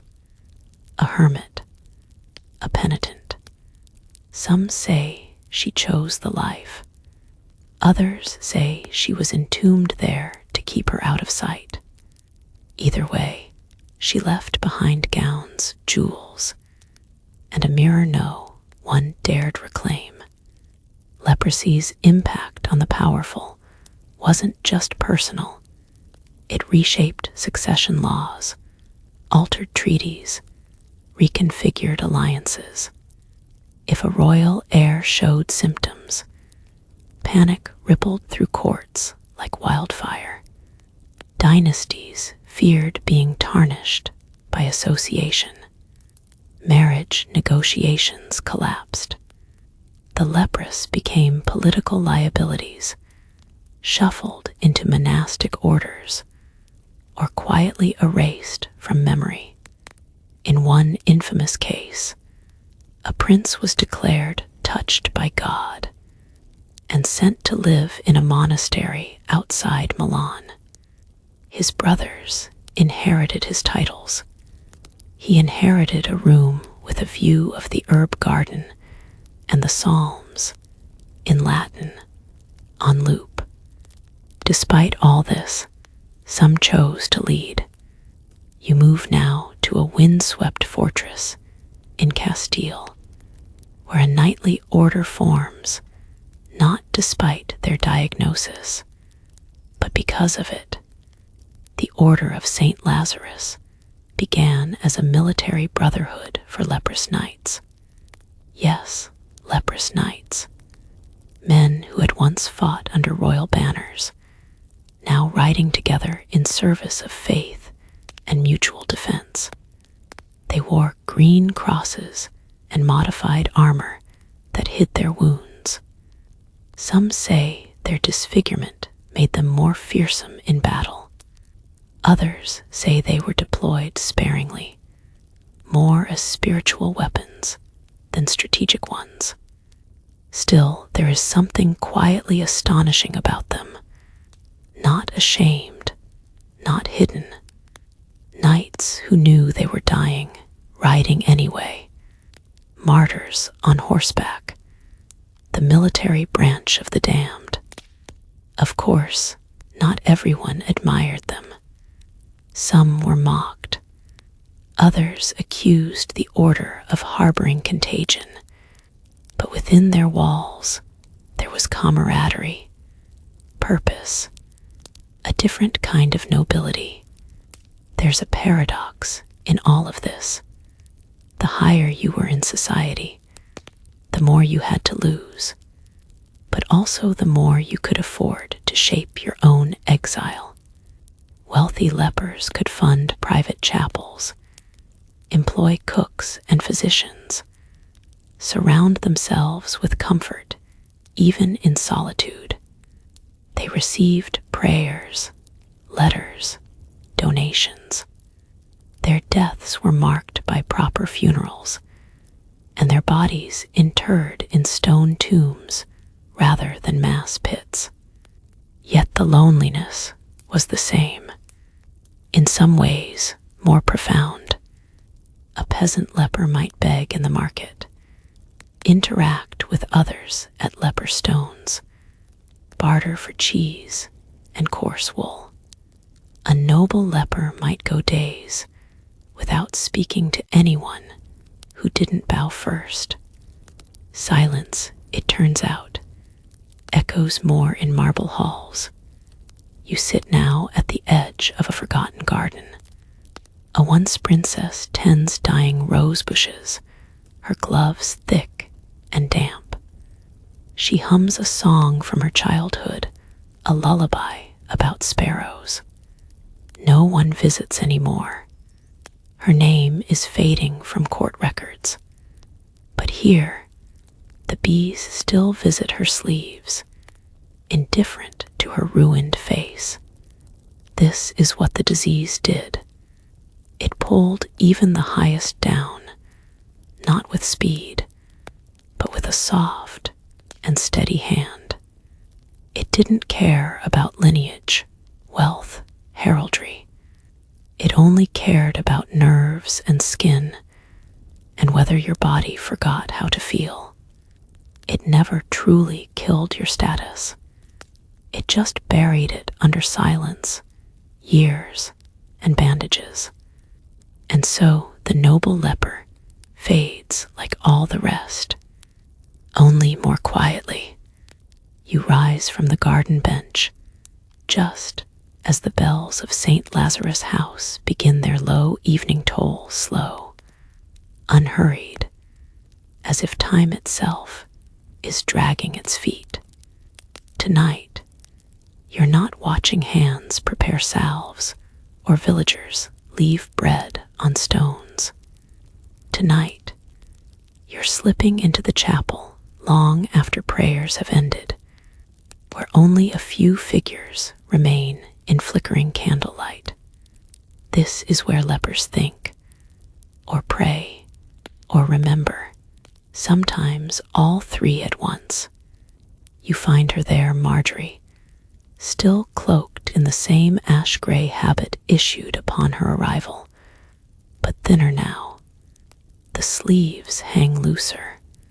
Her hands are folded, not clasped. You can tell she's not praying, not really. She's waiting. For what? Even she isn't sure. Lepers were never simply abandoned. They were suspended. Not dead. Not quite living.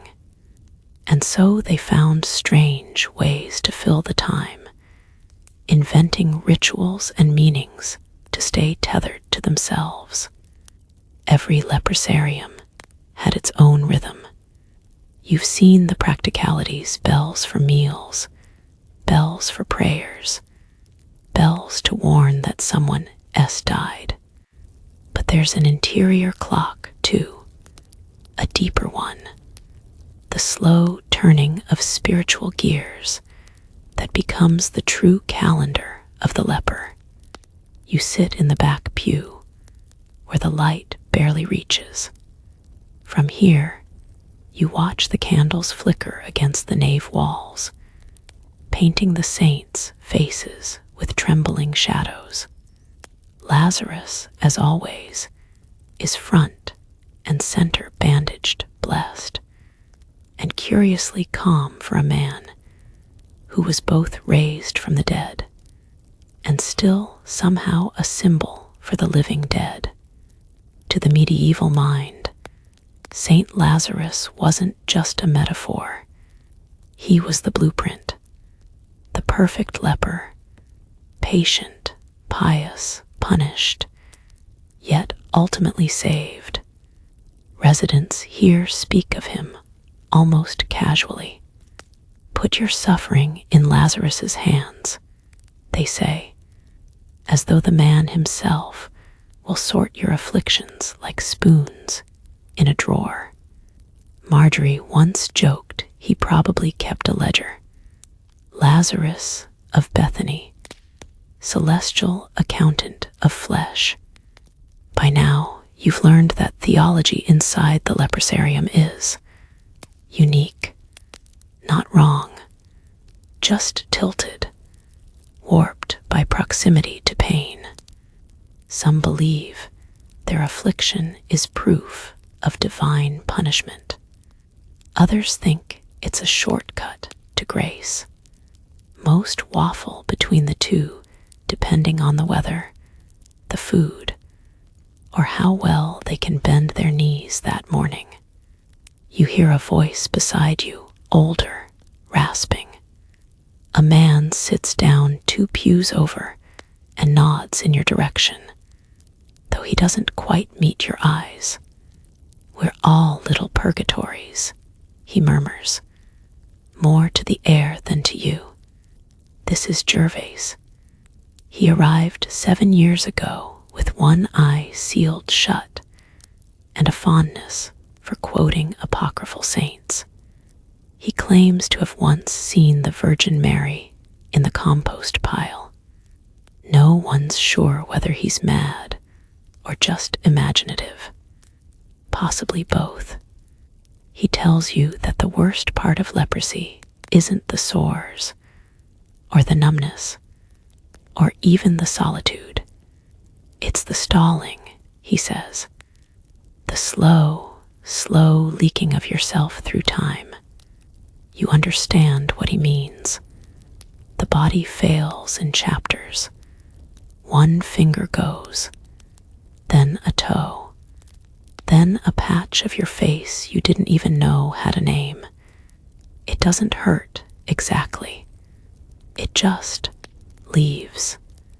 This slow motion erosion creates a particular kind of thoughtfulness, or perhaps a particular madness. There are journals in the leprosarium's library, diaries, reflections, spiritual treatises penned in quavering Latin by trembling hands. Most have titles like Meditations of the Afflicted or Lament for the Suffering Flesh. But inside, they're strange, beautiful, and surprisingly sharp. Marjorie has copied a few passages onto scraps of cloth. One resident wrote, "I dreamed of butter. I have not tasted butter in 10 years. I awoke weeping." Another, "I cannot feel my lips, yet I speak. What a peculiar trick the body plays. These aren't sermons, they're echoes. This is the strange inner life of the leper. You stop being spoken to and begin speaking only to yourself, and if you're lucky, to God. But even that relationship becomes complicated.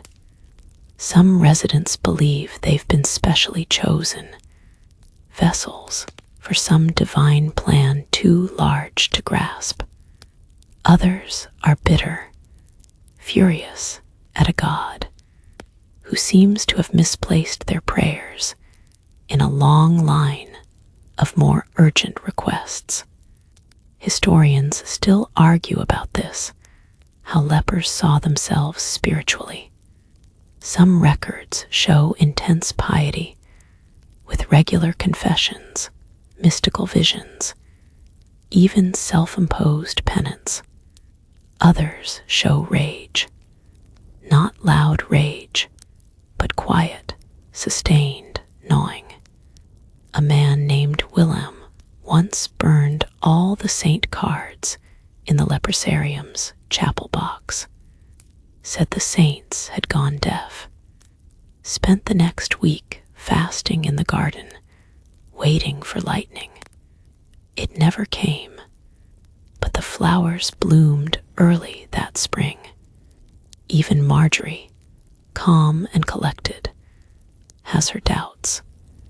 You remember a day in winter when she stood beside the refectory hearth, staring into the fire. "If this is holy suffering," she said, "then God must be very bored." And yet she still prays, every evening, with the same bowed head and clenched jaw, like someone mailing letters to a house she suspects has been abandoned, but just can't stop writing. You watch her now as she lights a candle beneath the image of Lazarus. Her hands tremble. She says nothing aloud, but you see her lips move. Protect the ones who are not yet lost. Maybe she means her children, maybe herself, maybe everyone. After the candle is lit, she turns and walks slowly back down the aisle. She doesn't see you. You don't speak. She disappears into the stone corridor with the same silent grace that most residents have mastered. And so you sit alone now, in the chapel where prayers blend with echoes, where saints are carved with missing fingers, where even the crucifix has a chipped arm. You exhale and let the silence take shape. In this house, spirituality is neither comfort nor punishment. It's architecture. It holds up the roof. The wind rattles the shutters again tonight, but no one moves to close them.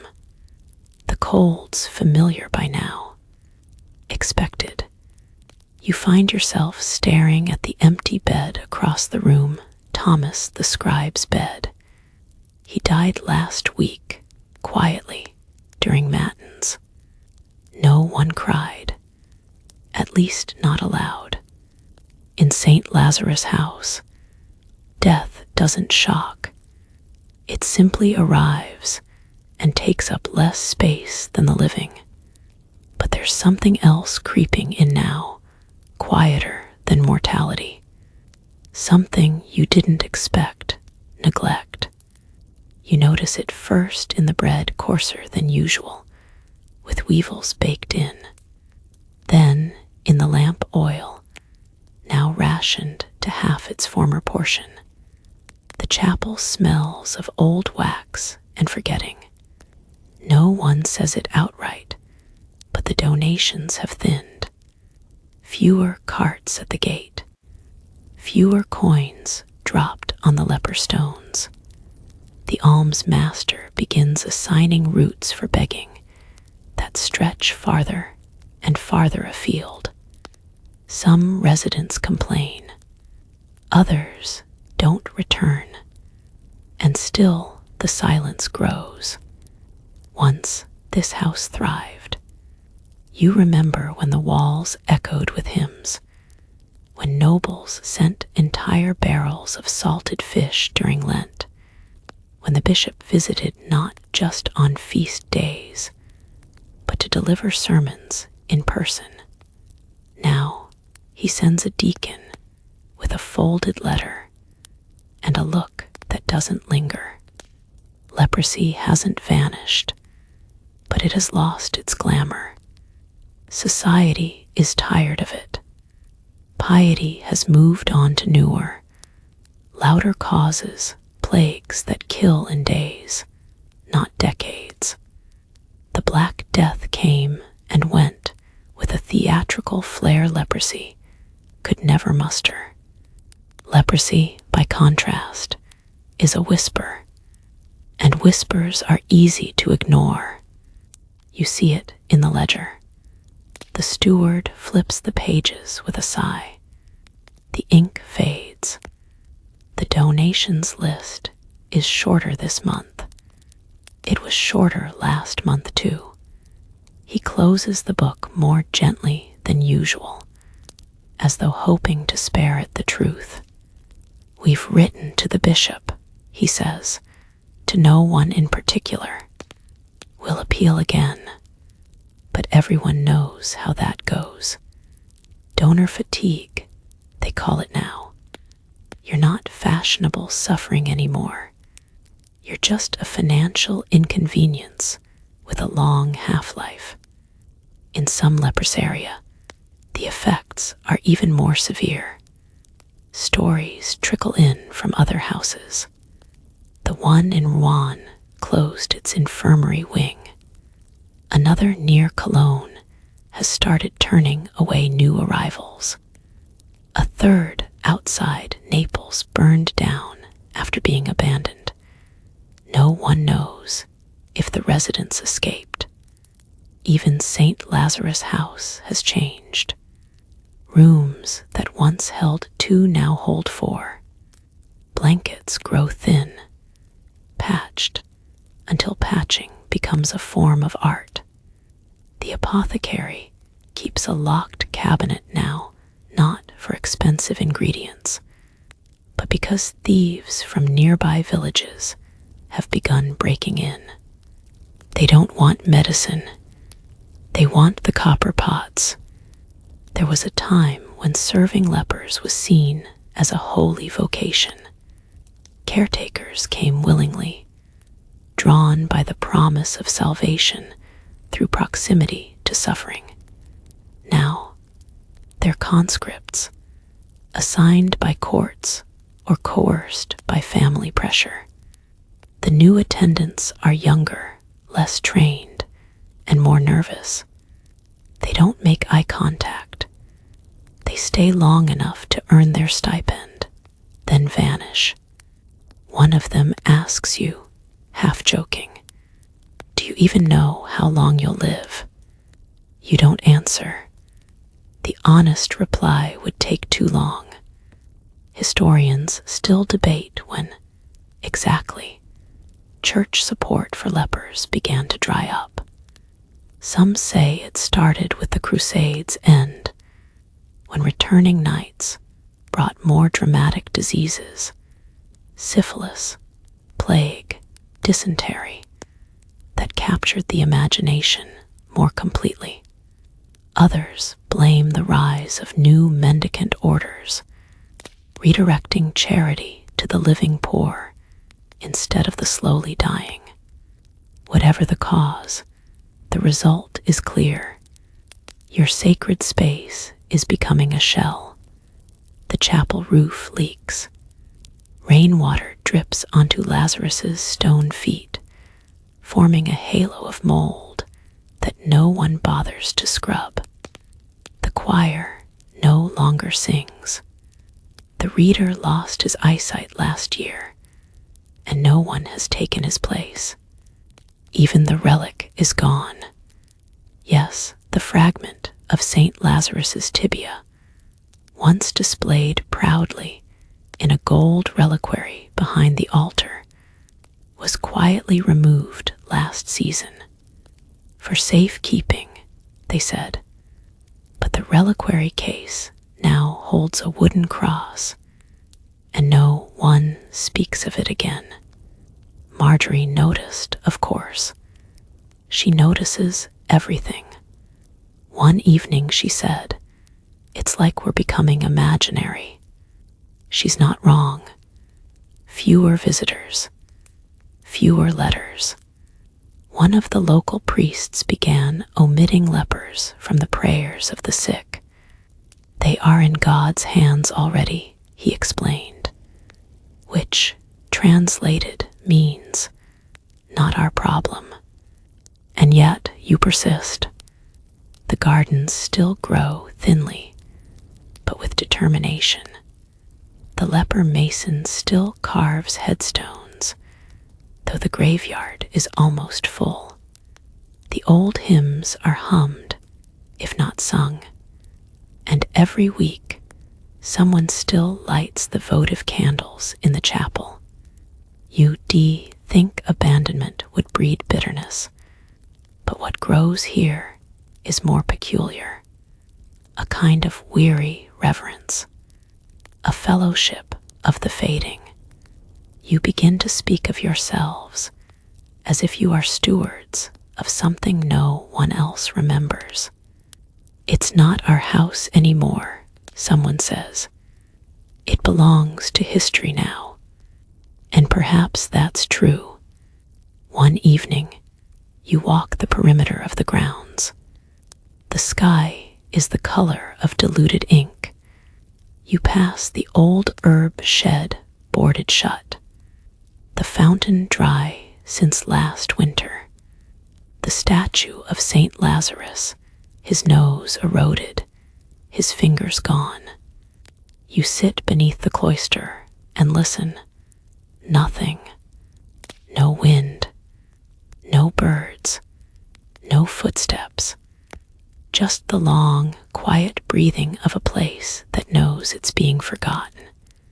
And yet, that forgetting is not complete. Not yet. A young girl from the village comes by once a week to leave flowers at the gate. No one knows her name. She doesn't speak. She just leaves daisies and walks away. The flowers are always fresh. It's early morning when you realize no one has come to ring the chapel bell. The cord still sways gently in the cold draft, untouched. It's not that the task was forgotten. It's that no one remembers who used to do it. You get up slowly. Knees creak. Hips whisper. The numb parts of your feet don't protest. They never do. The rest of you mutters like an old door. You pull on your robe, wrap the wool shawl around your shoulders, and step outside into the thin light of a winter sun that barely bothers showing up. The path is mostly mud now, washed out from weeks of steady rain. The garden's gone feral rosemary sprawled like drunk poetry, thyme strangled by weeds, leeks bloated and flopped over like corpses. No one tends it anymore. There's no one left who remembers what it was supposed to be. You look around and notice what you've suspected for some time. This place has slipped from the present. You're not in a hospital. You're in a ruin that hasn't collapsed yet. A place that exists more out of habit than function. St. Lazarus' house is still here, but only just. You pass the old scriptorium door ajar, pages scattered, ink frozen in bottles. You pass the bakehouse cold, the oven mouth yawning open, cobwebs draped like mourning veils. You pass the gate, still chained shut even, though no one is watching it anymore. The last steward left 2 months ago, or died. You're not sure. And then you think, this is it. This is what it means to become irrelevant, not just as a person, but as a category. You remember how lepers once stood at the center of religious charity, how entire families would donate to leprosaria to ease their own consciences, how lepers were considered the suffering body of Christ. And now you're old news, an obsolete fear. Even the word leper has begun to fade. Whispers in the village call you the pale ones, the touched, the slow ghosts. It's not out of cruelty. It's just linguistic erosion. The world has moved on. The church barely speaks of leprosy now. The bishops are obsessed with new sins, newer diseases. One priest came by recently preaching about the pox of indulgence. He meant syphilis, but the metaphor was slippery. He didn't look at you once. Historians still argue about why leprosy's social hold weakened. Some blame the waning of religious fervor after the Black Death. Others point to simple economics. Diseases that don't kill quickly aren't dramatic enough to sustain public interest. It's hard to compete with hemorrhagic fevers and divine wrath in 48 hours. The result is the same. You're a relic of an older panic, a dusty warning no one reads anymore. Even the pilgrims have stopped arriving. Once, ailing peasants and aging widows came to the gates of St. Lazarus' house, hoping to be taken in. Now they don't bother. They go to the new almshouse near the monastery. It has actual blankets. You think about those who once walked beside you. Etienne with his charcoal sketches, Marjorie with her relentless prayers, Gervais with his mutterings. One by one, they've disappeared into the fog of endings. Their names blur. Their faces feel like borrowed images. A few still remain. You nod to them in passing like survivors after a siege. No conversation needed. Just the shared knowledge that you outlasted the moment your existence was considered important.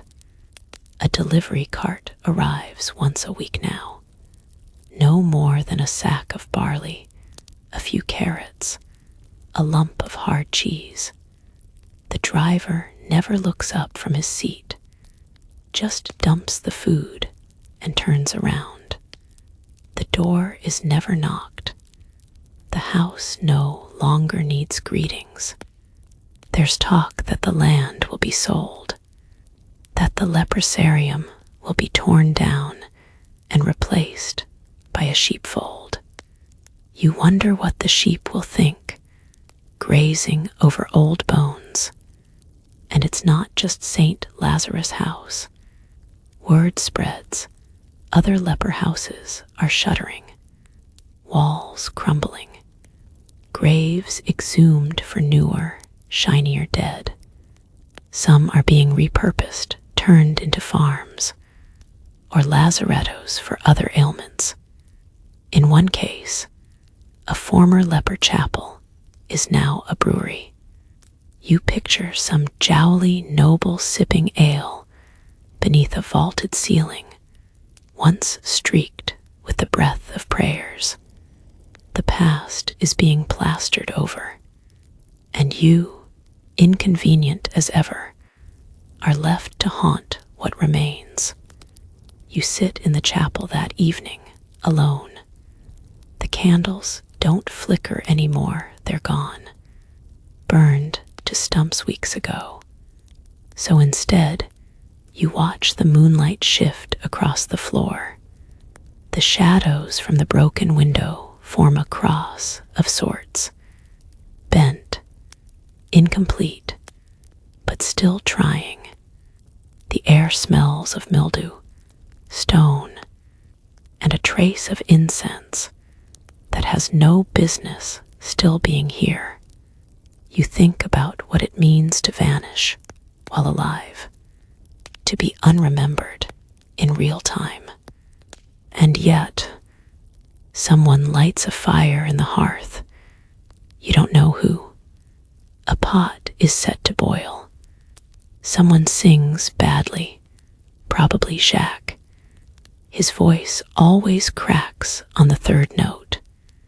Lepers may no longer be feared, no longer pitied, no longer funded, but they are still here, still human, still warming their hands over fire, still staring into the dark, waiting for something that may never come, still breathing. That has to count for something. The shovel clinks against something that isn't earth. You pause, shift your grip, and scrape again. This time it's unmistakable, a brittle edge beneath the soil, too light to be stone. You kneel, fingers aching, and brush away the dirt. A jawbone, no mandible. 2 teeth remain, yellow as candle wax. You're in the garden behind St. Lazarus' house. At least, it used to be a garden. The herbs are gone. The rosemary's skeletal. And the fence meant to keep out the curious now leans like an old man nodding off during Mass. No one comes back here anymore, not the steward, not the priest, not even the rats with taste. But you do. You've always come, because this is where the real story lives, beneath the carrots, under the nettles, curled in old beds of time. Lepers buried their own. They had to. No one else would. The church gave permission, grudgingly. So long as you followed the rules, bury them deep, wrap them in linen, face them east, whisper a psalm if you remembered one. But mostly, you buried them quickly. And now, here they are. All of them. Bones poking through a century's worth of negligence. It wasn't supposed to be like this. There was a time when these burials were sacred. Modest, yes, but sacred. Crosses carved, names etched on stones. You remember helping Gervais cut Marjorie's name into soft limestone. He worked slowly, pressing each letter like an apology. Now the stones have fallen over. The inscriptions have faded. Rain and lichen have scrubbed them blank. Even your own memory has betrayed you. You recognize none of the skeletons by name. Archaeologists will come someday, perhaps. They'll sift these bones with gloved hands and reverent voices, taking photos and notes, speaking in soft, Latin-rooted words to give the dead back their dignity. They'll marvel at the bowed tibias, the dissolved nasal cartilage, the thinned finger bones curled inward like closing flower petals. Historians will argue over what they find. Was this truly a leper grave? Did these people really suffer from Hansen's disease? Or are they misidentified? Victims of something else, tuberculosis, starvation, simple old age. The records are vague. The evidence incomplete. But you'll know. You'll remember how Etienne's fingers curled just like that, or how Marjorie always said her feet felt like wax. You'll recognize the posture of someone who slept on straw for 20 years. You'll know because you've spent your life becoming the same shape. You dig slowly now, not to exhume, but to uncover, to remember. Each skull feels like a testimony, not of terror, not of horror, but of persistence. They didn't leave, they were left. There's a strange power in being forgotten. In the village, people whisper that the garden is cursed. Children are warned not to go near it. Superstition grows where memory decays. Some say the lepers buried their sins here. Others say the garden's soil is haunted by shame. The truth is less poetic. The garden is full of people who waited for healing and were given silence. People who dreamed of candles, of bread, of one last warm hand on theirs. You line the bones in a neat row, gently, like books returned to a shelf. The jawbone rests beside a femur. A cracked skull sits on a folded cloth. You don't know what to do with them, not really, but ignoring them feels like the final betrayal. Someone else joins you, quietly. No words, just the sound of breath and rustling cloth. Together, you light a fire in the old brazier and sit by the bones as the night grows colder.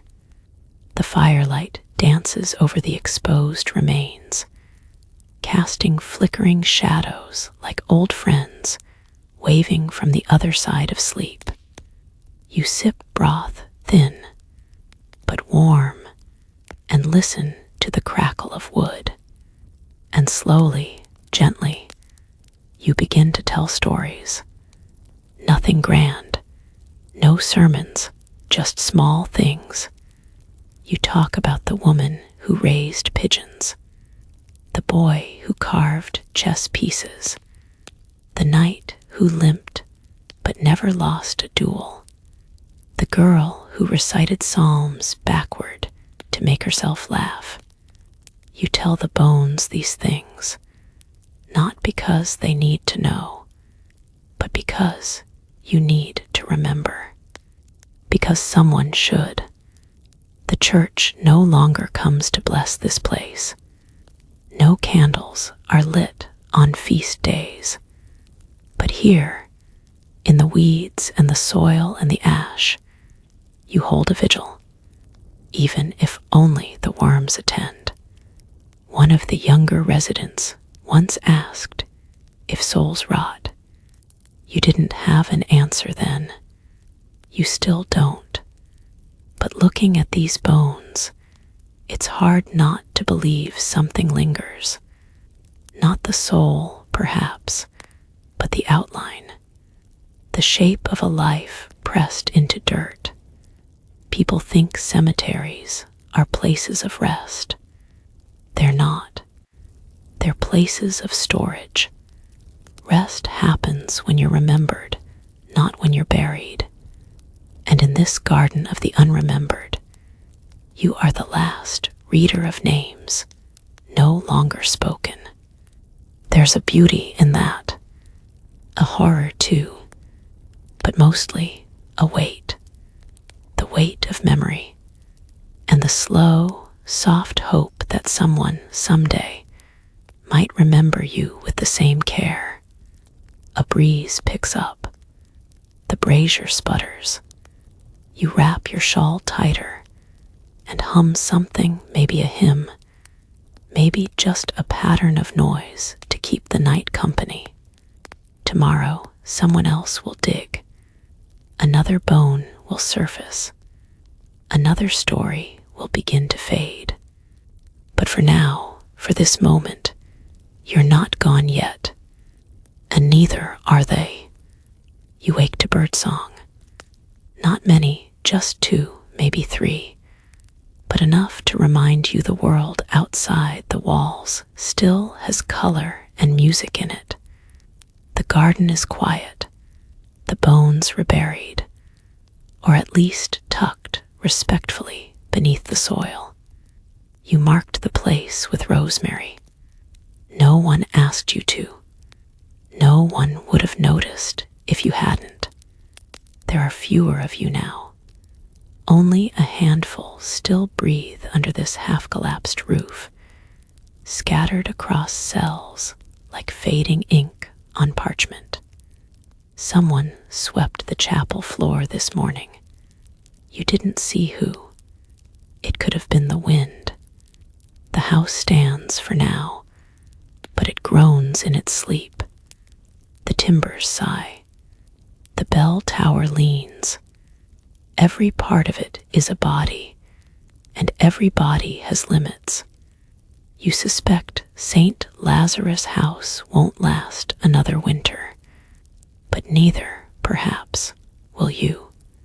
And oddly, that's fine, because you've done what lepers were never expected to do. You endured, not nobly, not heroically, just consistently. You kept showing up to your own body, even as it betrayed you. You stayed when the rest of the world walked away. And now that world has forgotten you entirely. You step outside and see a rider in the distance, a solitary figure kicking up little clouds of dust. A messenger, maybe. A priest. A wandering monk with strong thighs and weak theology. Whoever he is, he doesn't stop. He doesn't glance toward the gate. He rides right past the leprosarium without even acknowledging it. It's not rudeness. It's something deeper. Something medieval Europe perfected long before you were born.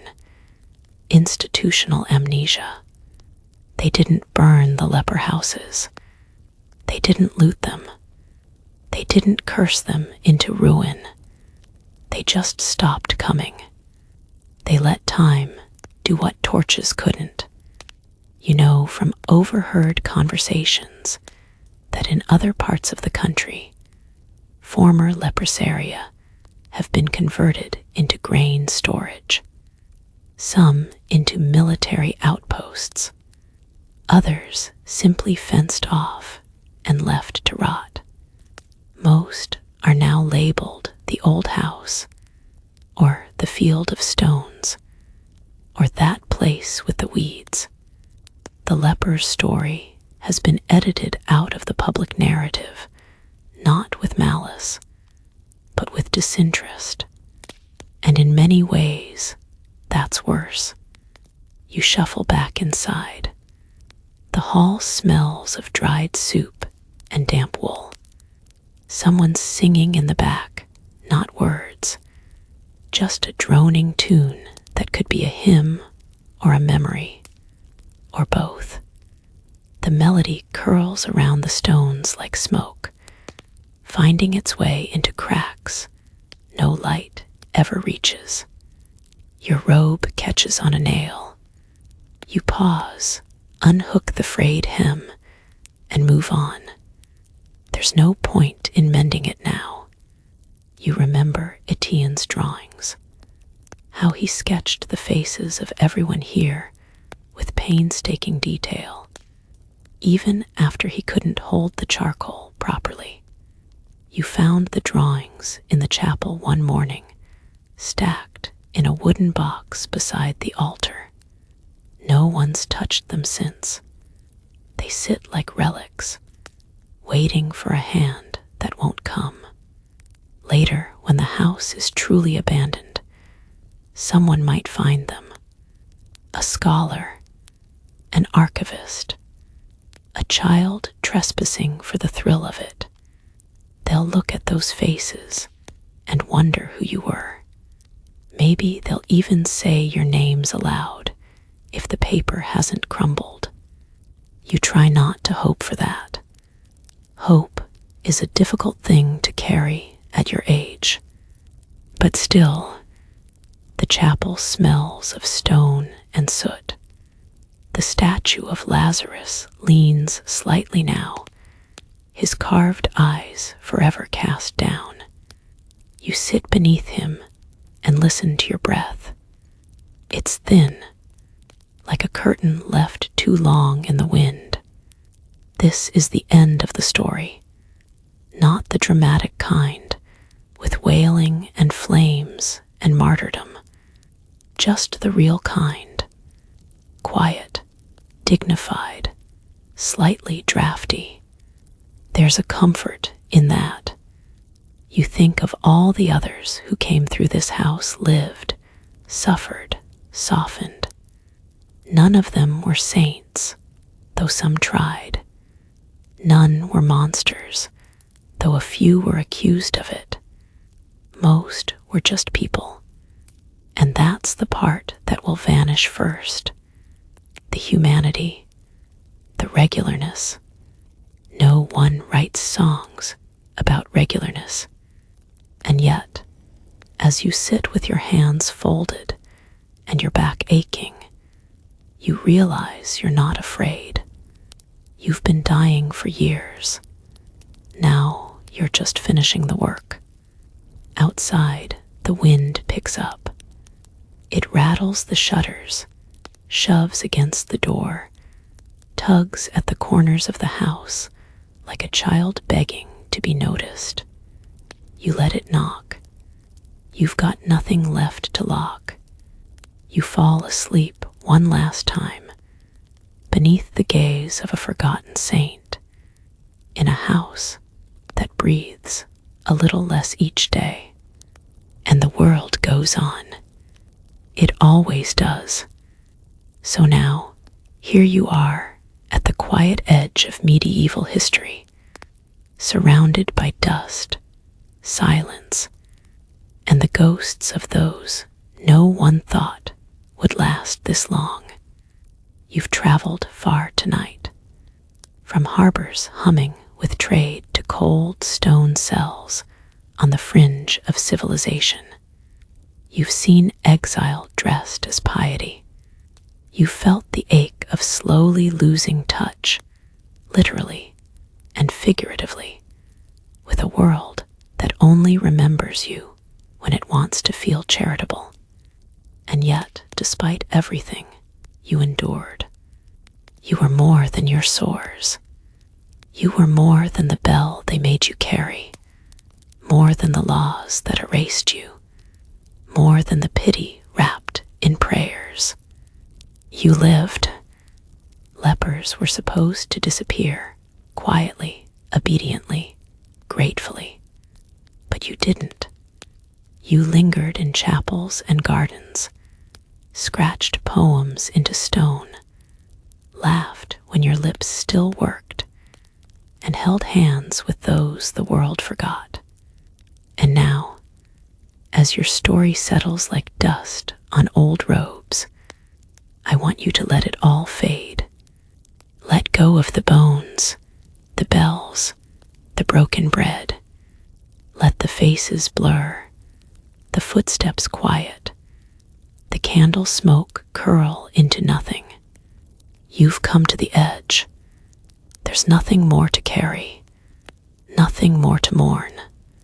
Close your eyes, breathe out. Let the leper house disappear behind you, stone by stone.